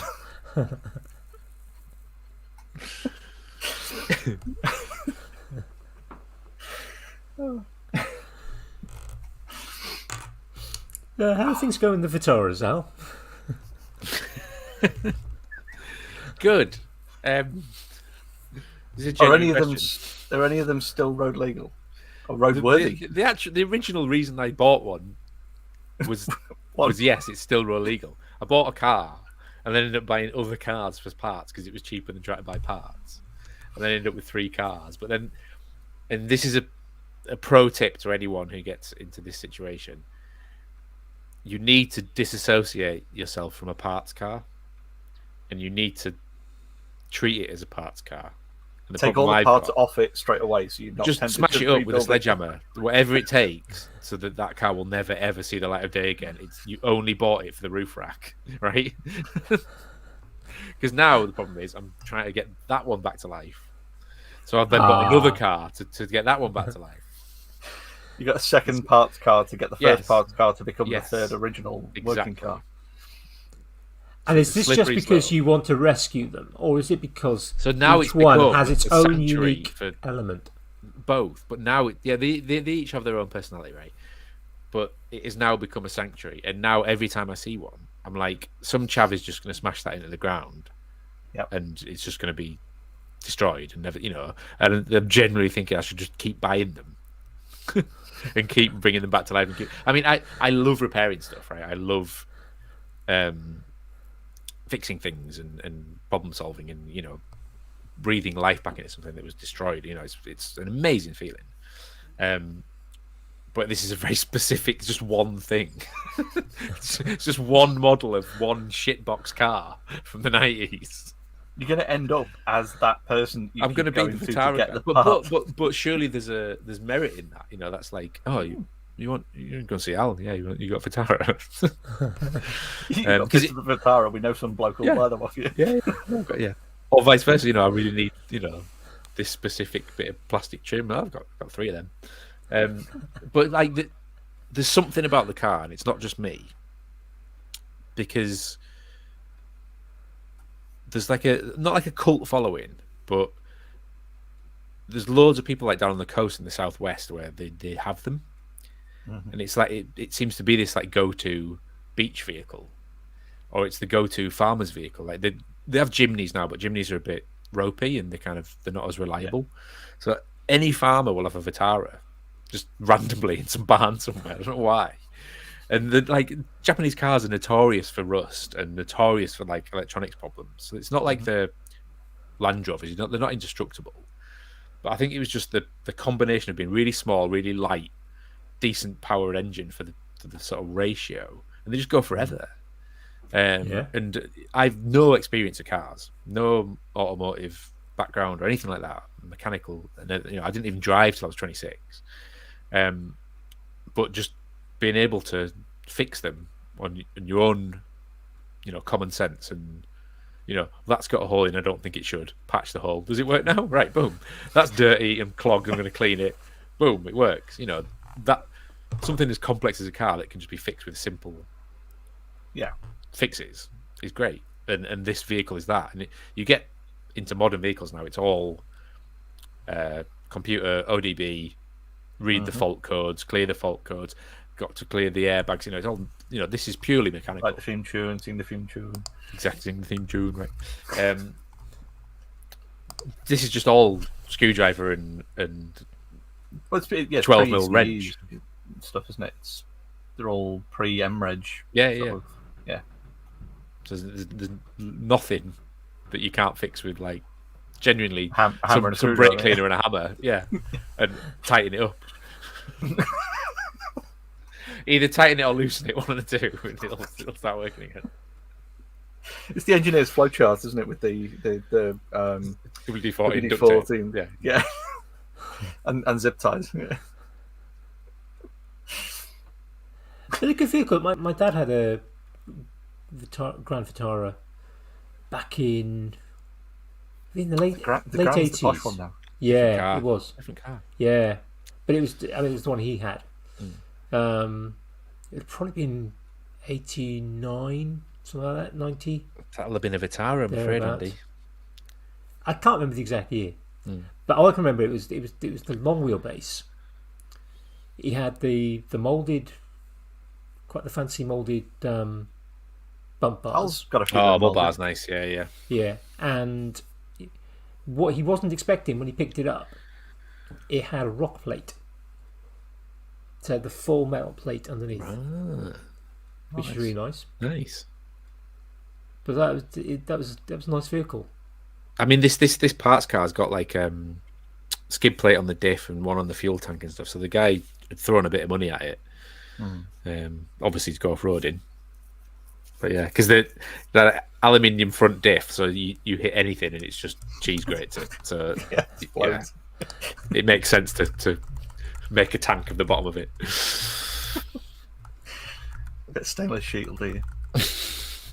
I always wanted to, like, growing up, my brother had showed me the I always forget which model it is, but it's the really wide one with like the 3-spoke alloys. Oh, the Fat Boy. Yeah, the Fat Boy, yeah. So my brother had showed me that when I was a kid. I was like, I'll have one of them when I'm older. And then when I got to the point where I could actually buy one, they're rare as shit. And shit. Yeah, and you're not a hairdresser, so you don't. Yeah, well, that's the problem. Is they are now all owned by by generally hairdressers. That is, it is. Like, But they are quite rare now, and because they all rust, there's not left of any of them. They're getting quite not roadworthy ones. Yeah. But I didn't want it because it was valuable or desirable. I wanted it because it looked like a car that a child draws. That's why I like them. It just looks like a square, It's a box with usually 4 wheels. That was always the appeal when I was a kid. Not powerful, not fast, not good looking, not not expensive, not luxurious. The only thing boxier is it's a G-Wagon. Yeah, and they are expensive. Yeah. I mean, I'm sure one of the people in the chat is probably going to chime in with Land Rover at some point shortly. But they've got curves. So they don't work. I don't know, the new Defender's quite boxy. It looks like a bar of soap. Yeah. It looks like everything that has been designed in the last 5 years has just gone through the same bar of soap filter. It's like, should we have any character? No, just round the edges off, and that'll do. Every phone, every car, everything. All in the name of aerodynamics and fuel saving. No. Oh, what with my V8? I'll put in this massive 3-ton Land Rover. Yeah, that aerodynamics. I think it's quite interesting though with cars, particularly when I was younger, very much younger. I was really interested into cars. Yeah, when I was a kid and a teenager, preteen, I really liked cars. And I was always very good at kind of knowing things about the cars. Yeah, it was kind of like, didn't get the car magazines because didn't really buy things like that. But yeah, I would always try and learn it. And I got very good at recognising cars from just like that. If I just see the tail light, I could say what it was, and that was kind of, for a while, it was almost a bit of a superpower in a way, kind of trying to recognise cars. And whenever on a journey, anywhere, just constantly looking at cars and the like. I think as kids, I kind of think some of the cars that back then, I thought, oh wow, yeah, particularly the new cars that were coming out. I think it wasn't until I was probably late teens that my dad had a new car, and that was through Motability because he was disabled. So we always had kind of old cars and rubbish cars, and we never had anything as nice as Granada. No, I mean first car I can remember compared to some of the stuff we had. Yeah, there was a Vauxhall Viva at one point. Nice. Austin 1800. I think that was the first car I could remember. We had a Bedford minibus at one point. Nice. That was with side benches. Yeah, when they were kind of still legal. Is that was the interesting. MIDI or the? Oh no, this is kind of, we're talking 1970s, well before the MIDI. We did have a MIDI actually as CF? well. I don't know. What can I remember is it breaking down multiple times. That sounds like a bad Yeah. thing. Not being able to get up anything kind of vaguely uphill. It's just- More than 2 degrees of incline. yeah, couldn't get up. But they're often cars. Yeah, a friend of mine, school friend of mine, we just go to swimming lessons together. And his mum had a Rover 3600. Yeah, the big fastback sort of style, and it was just like, I mean, the thing was luxurious. I mean, leather seats. It was this huge car compared to Inside ours. toilet. Whole thing. Yeah, it was big enough. I mean, yeah, the thing was ginormous. Kebab outrigger, Yeah. fallback. But as a kid, you kind of look at kind of the cars and think, oh, this new car that's coming out is just so fantastic. But now as an adult, I look back at some of those cars that were new when I was a kid, and look back and go, that really was quite rubbish. Yeah. I mean, there's still cars, I've mentioned before, Ford Capri. In some way, I always, as kind of in my early 20s, I kind of had this idea that one day I'd have a garage and I'd have not like a mechanics garage, just my own garage where I could work on a vehicle. And I wanted to do the Volkswagen Beetle dune buggy type thing. Nice. But the other one was to kind of do something like get a Ford Capri, because I quite like the shape, but stick a better engine in it, stick some better wheels on it, because the wheels didn't really fit. Just rotate the internals of the cab so it drove backwards. Yeah. Just that idea of kind of taking one vehicle and mixing it up with another just to make it look better. But you kind of look back at some of those older vehicles now. There's some vehicles you think, that's just classic. Yeah, Superfast Matt doing his Jaguar conversion. I mean, not sure about his choice of wheels, but yeah, drives the algorithm, as he says.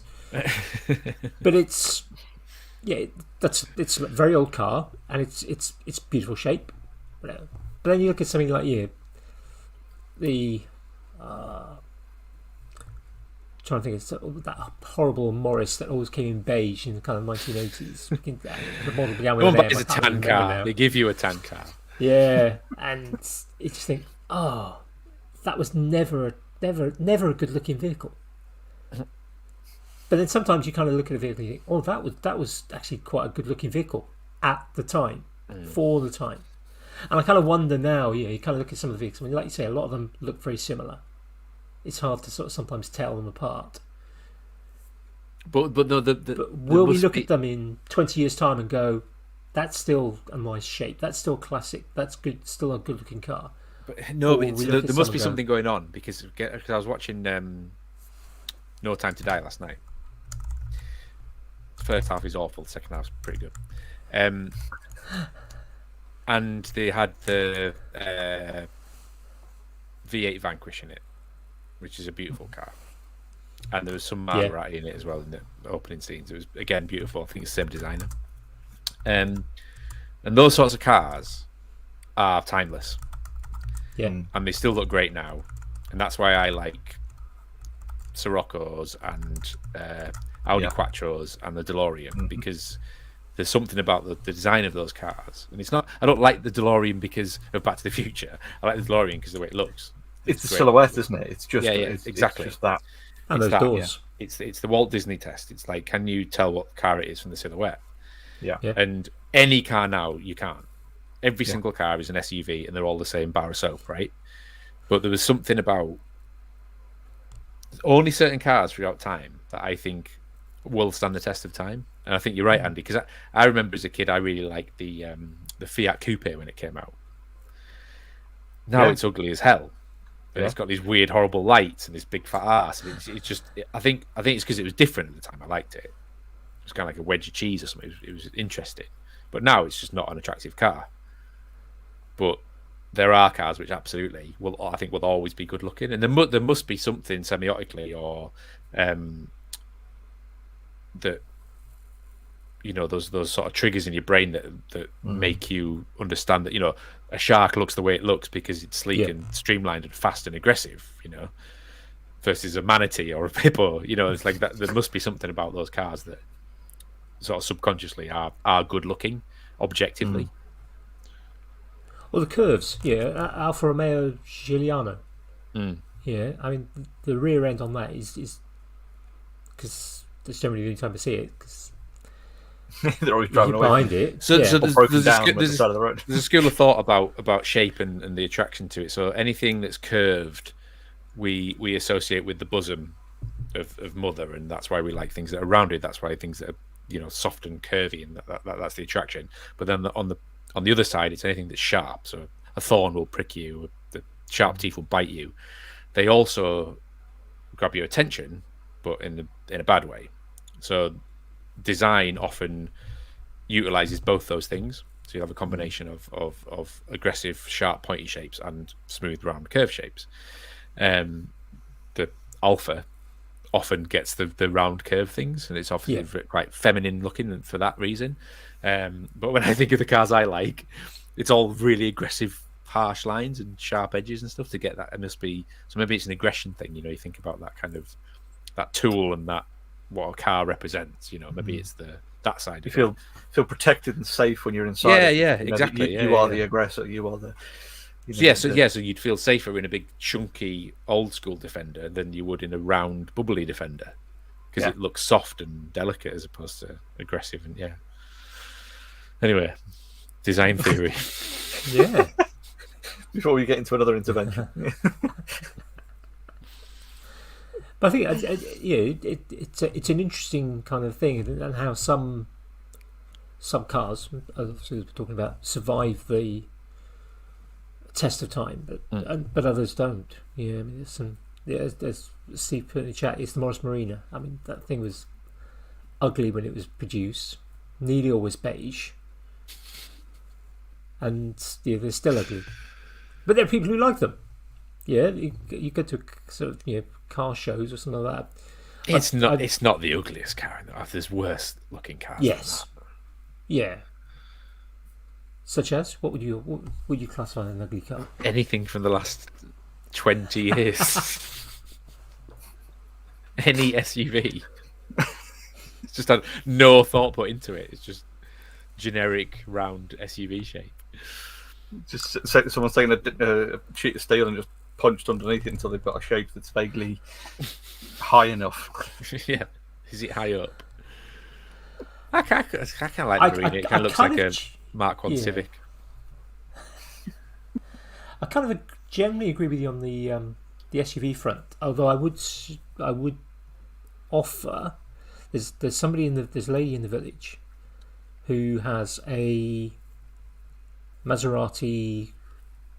I can't remember the model name. It's the Maserati SUV, and that's I think as SUVs go, that's particularly nice. But they start at 70,000. Levante, yeah, the Levante, something like that. Yeah, that looks particularly, and it's a really nice blue. It's got beautiful burgundy leather seats. To me, it just looks like every other generic Hyundai. That's why, and again, same designer, sell the same design house. That's why I love the Cybertruck, because they just went, you know what? I mean, every other Tesla is rancid looking. Every Tesla just looks like a cheap, generic sports car, right? And then the Cybertruck, they were like, no. Well, it's just a DeLorean that someone's exactly sort of pumped air into the back of, isn't it? It's great, and it's stainless steel. Yeah. Oh God, does that mean they're going to do a reboot and there's going to be a Cybertruck as the time machine? Just with the Apple powered Mr. Fusion in the back. That makes me think. That makes me think of kind of 80s Airwolf and all the various. What vehicle can we come up with now that will be faster? Can do jump? Motorbike that can be silent and travel at 300 miles an hour and turn corners at 90 degrees and the like. Tron.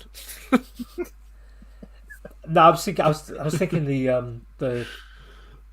obviously Tron can do that, but I was thinking the kind of the airwolf but for a bike. What? Again, I can't Defy remember the law it. of physics?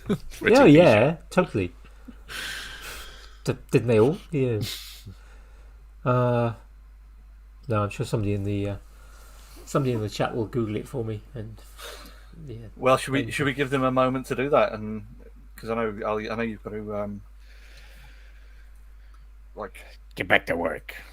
live and breathe and work and all these other things.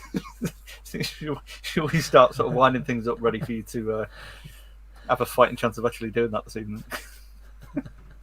Let's.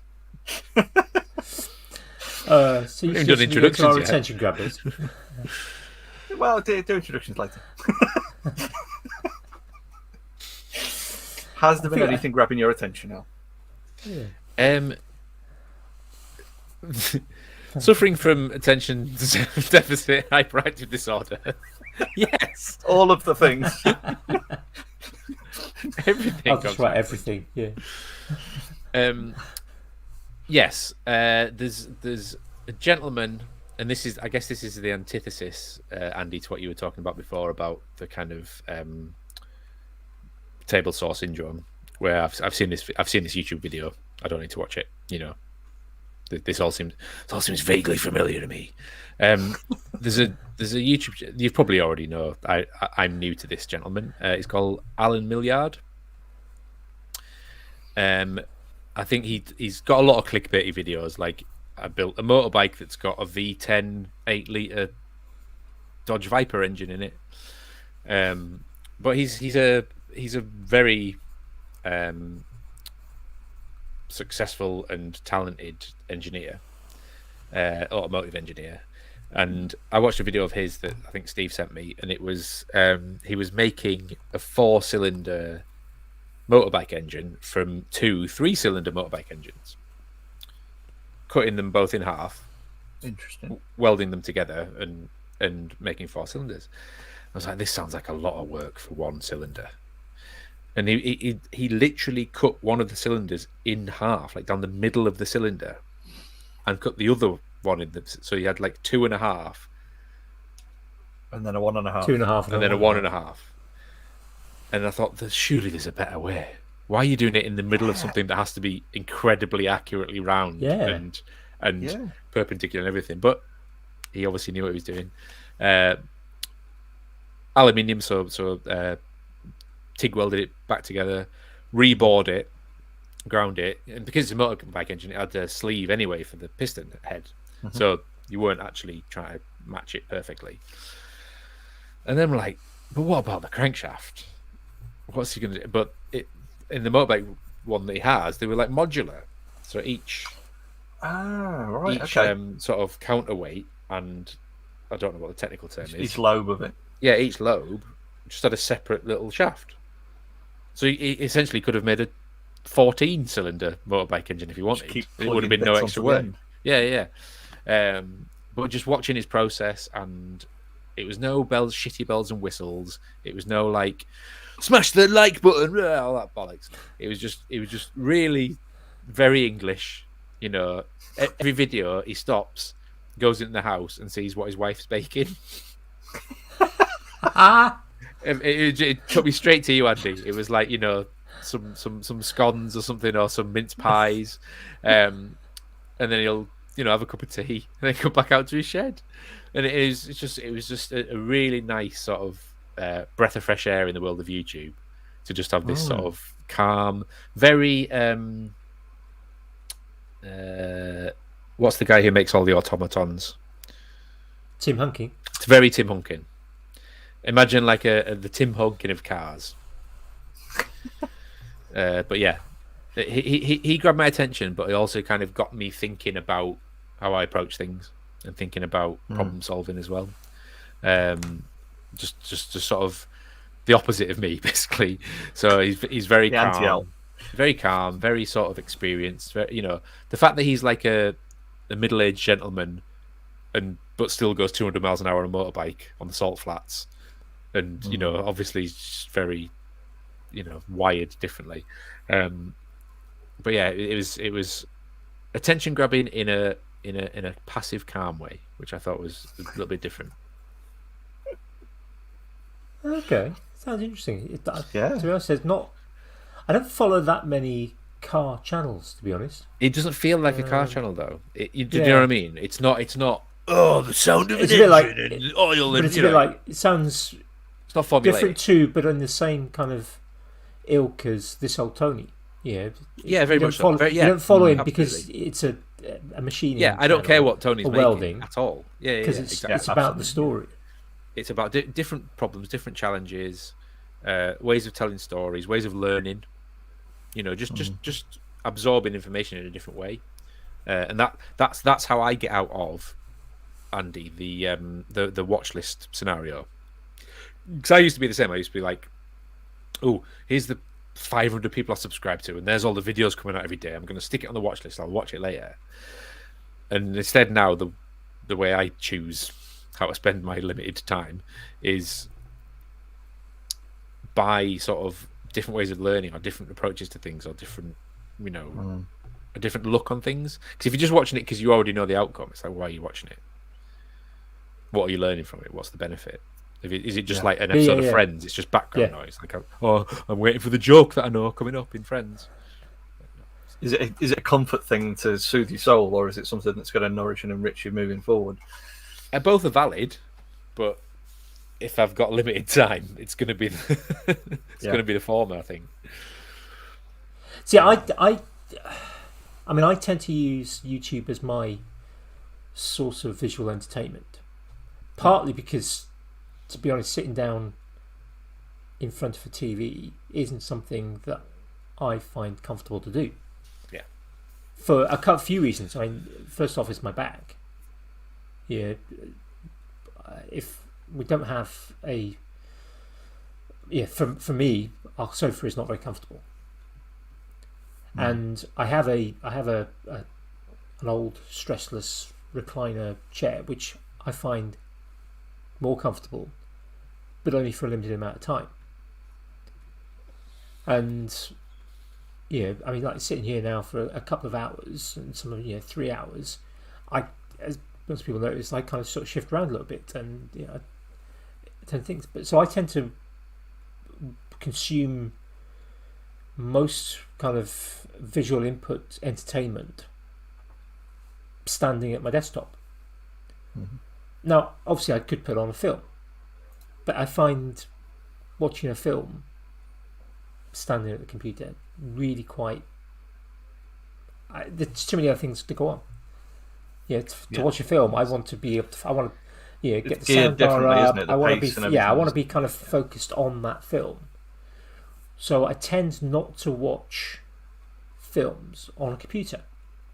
I'll do it occasionally, but then things like I'll like Netflix. I'll stick it on 1.25. I just imagine David Lynch going mental at you, Andy.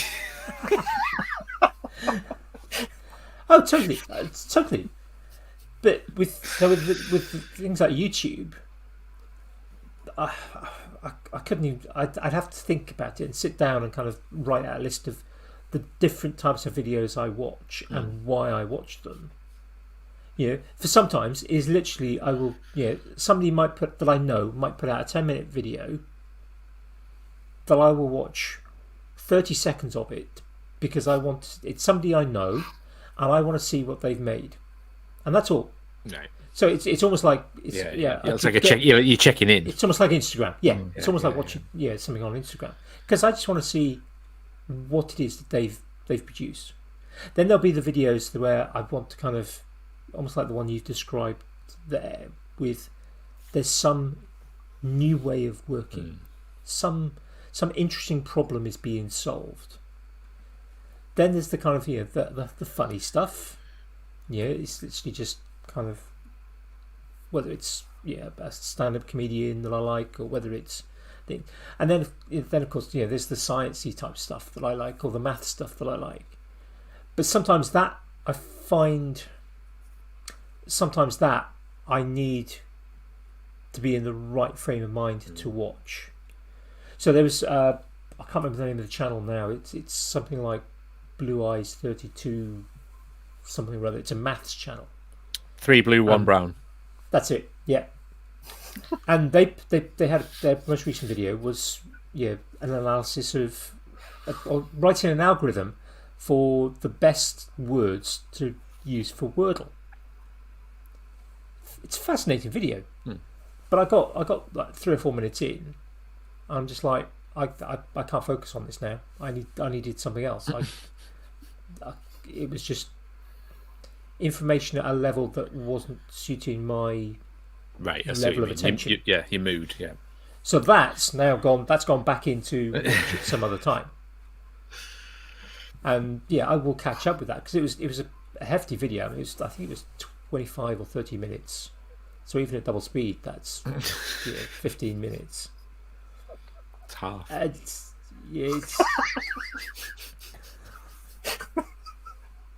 It's good. That's a long time to focus. Yeah. Andy, you can't use focus. You're not allowed. Not allowed to use spiff. Not allowed to use focus. Attention only. Talking of what has been grabbing your attention, Andy? This week, not a lot. Got a haircut this week. Actually, that was today because it was like 2 months overdue for the last one. The worst thing is that the shorter I cut my hair, the greyer it is. I'm not sure what's happening there. As it gets longer, it seems to get darker. But I prefer that. I have been continuing to slowly sort out my sheds. So I'm making some steady progress on that. Bo Miles put out an interesting video this week, planting 1,438 trees. It's supposed to be 1,440, but 2 got stuck in his daughter's little cart. So he didn't plant. How do you finish that sentence? 24 hours. Could have been a very, very different video.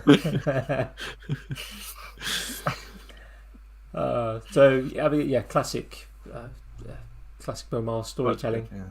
So I do like his stuff. Try and get his book at some point. What about you, Jamie? I finally got heating in this house. Cool. So it's been since Christmas that we've had no heating. So finally actually got heating and started like unpicking things, and because they're putting things back on shelves, but putting shelves back where shelves were, and then putting things on them and stuff. So that's mostly been my week, and bugger all else really. It's really relatively light, simple one for me. Well, it's quite disruptive having kind of workmen in your house to. Yeah, they managed to do. It was 2 of them, and they did the entire thing in 7.5 hours, flat out. Didn't stop for anything. And that was basically pulling out an entire old heating system and all the associated pipework and gubbins and crap and gas fire and everything. Rerouting all the pipes, added an extra radiator, and putting a whole new combi system in. It was ridiculous.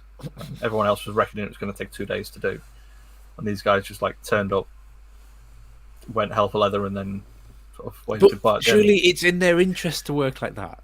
This is why I don't understand. My next door neighbour, right, is getting an extension done, and they've been doing it for like a year. Yeah. And they come and they faff about, and they go and they just mess around, and then they go, and it's like, surely it's in your interest to do more jobs. Get it done as quick as you can and move on to the next, yeah. But are those builders also working on X number of other jobs at the same time? They can't possibly be. The very little work they do while they're here. They're not going somewhere else and doing very little work there. Yeah, when these guys were fixed price, we've got to go. We've got to do this same thing somewhere else. What now?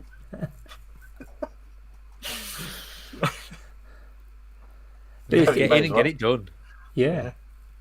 And it's that kind of specialisation thing, isn't it? They know that they've probably put that same model of boiler in hundreds of times.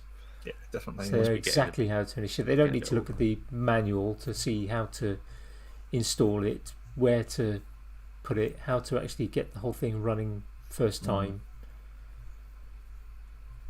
I think how long would that have taken you to do on your own? Oh, I'd have still been doing it now.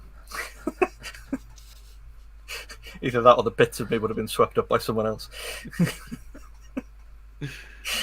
Well, as soon as we've done the introductions kind of late everywhere else. Should we do one as an introduction, wrapping up then, Al? Go then. Who are you? What are you doing here? Or what were you doing here for the last 2 hours? Talking about sandwiches, cars. The usual. So amazing rock bands. Amazing rock band album names. Yeah. But I think that answers your question, Jamie. I'm a little bit of everything. I'm the definition of a. What's my teacher? I sent you, Andy, those images that you asked for. I'm a generalist. Yes. I'm a generalist because specialisation is for insects. Well said. And that's mainly because I've got ADD. It's not because I think it's valuable to learn lots of different skills. It's that I can't sit still, and that allows me to kind of explore other avenues and get easily distracted and learn multiple things. Like I have a saying, it sounds really wanky, but I don't mean it to be wanky. And it's I know a little about a lot. And I think that's worth its weight in gold, especially pub quizzes. Totally. I totally agree with that. I think that's pub quizzes and using tools in the wrong way to make things happen. Using tools in the wrong way to make things happen. T-shirt slogan. It's a bit wordy. I might have to cut that down. Your face. There's massive merit though for that ability to have lots of skills. We need people who have pure focus, who can work on just one thing. We need people who've got in the apocalypse, Andy, not in everyday capitalist society. It's a nightmare. I'm the lowest form of life because I won't pay attention to anything. You're meant to do the one job for the rest of your life and then die. Only do that one thing. That's a myth. Fact. No. That's not a myth. It's Get me just to the 100 years out of apocalypse date. as soon as we can, please.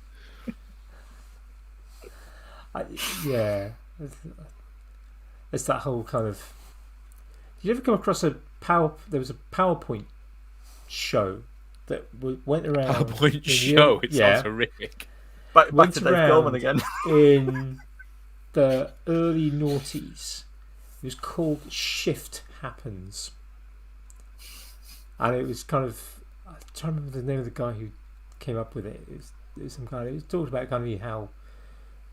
So many things change, and it was almost about societal change and how we do need people that can change and look at different things and work them together.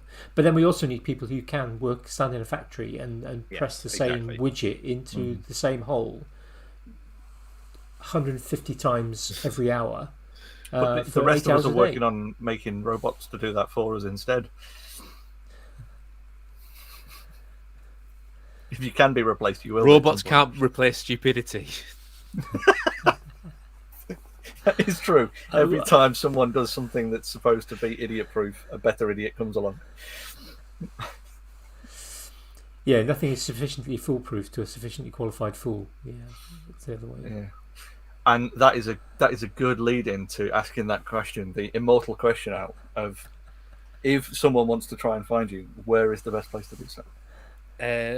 Not at YouTube right now, because I haven't put a YouTube video out for about 5 months. But you do have a fantastic back catalogue. Where if you like a back catalogue of totally unrelated nonsense, the visual definition of ADHD. Yeah, go and look at my YouTube channel. And I also, I mean, you can find me covered in mud somewhere or oil. I can't remember what my last Instagram post was. Mud, vehicle oil, or cooking oil. I mean, genuinely, this weekend I was just lying on my driveway in the rain, doing someone else's car service for them. So I will no doubt be in a field somewhere. There's nothing happening on my socials at the moment, I'm afraid. I don't have any time. I'll tell you where you'll find me, at the local scout centre. Every day of the week, because apparently when you agree to something that's an hour a week, What they actually mean is every single day for several Yeah. hours. Sounds about right. So you'll find me at West Park Methodist Church under a mountain of aggressive children. Probably with a big smile on your face, though, to be fair. Oh, definitely.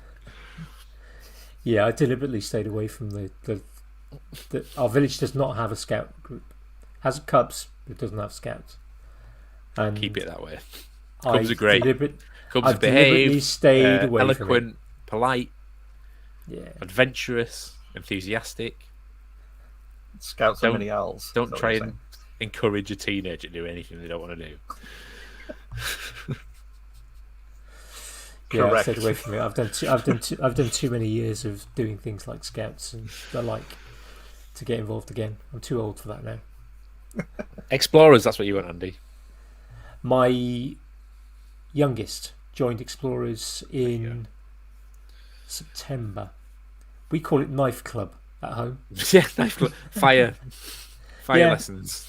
Yeah, required to take a knife, torch, and jacket every week. Shouldn't every man?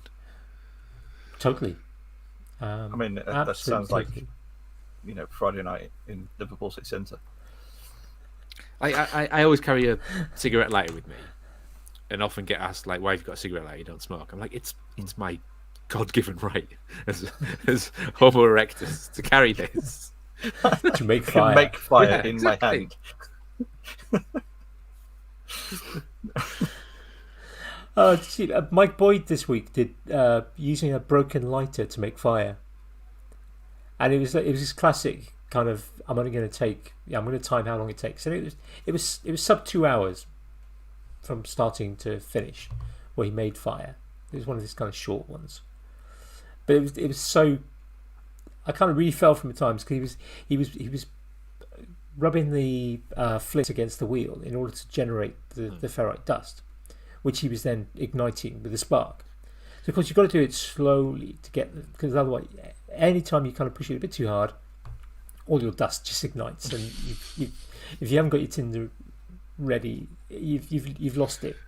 And the number of times, I'm sure it would probably, if you counted his successful attempt, it was probably 10 minutes.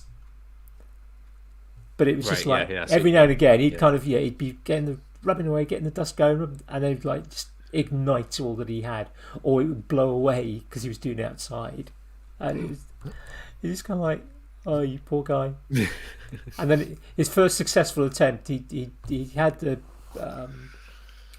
it's like strange. It was almost like a barbecue that he had this sort of grate to go in, and he had the grate out in order to do it, which he was doing on this wooden bench, kind of patio bench. So he ignited it, then he's picking it up, and then he's trying to put it into this gap, which isn't actually big enough to slot in. You have to kind of put it sideways, and then he drops it onto the wooden decking. Sounds like a man after my own heart, Andy. Yeah. Don't plan it through. No, Worry he about that just bit does. once you've Yeah, done he it. just does. He goes along. It's definitely worth a watch. Don't build Gonna be short a table bigger than the workshop that you're going to build the table in. Build the workshop around it.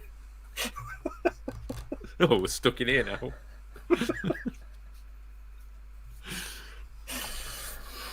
Right. Well, on that note, shall we let you get back to doing some work then, El?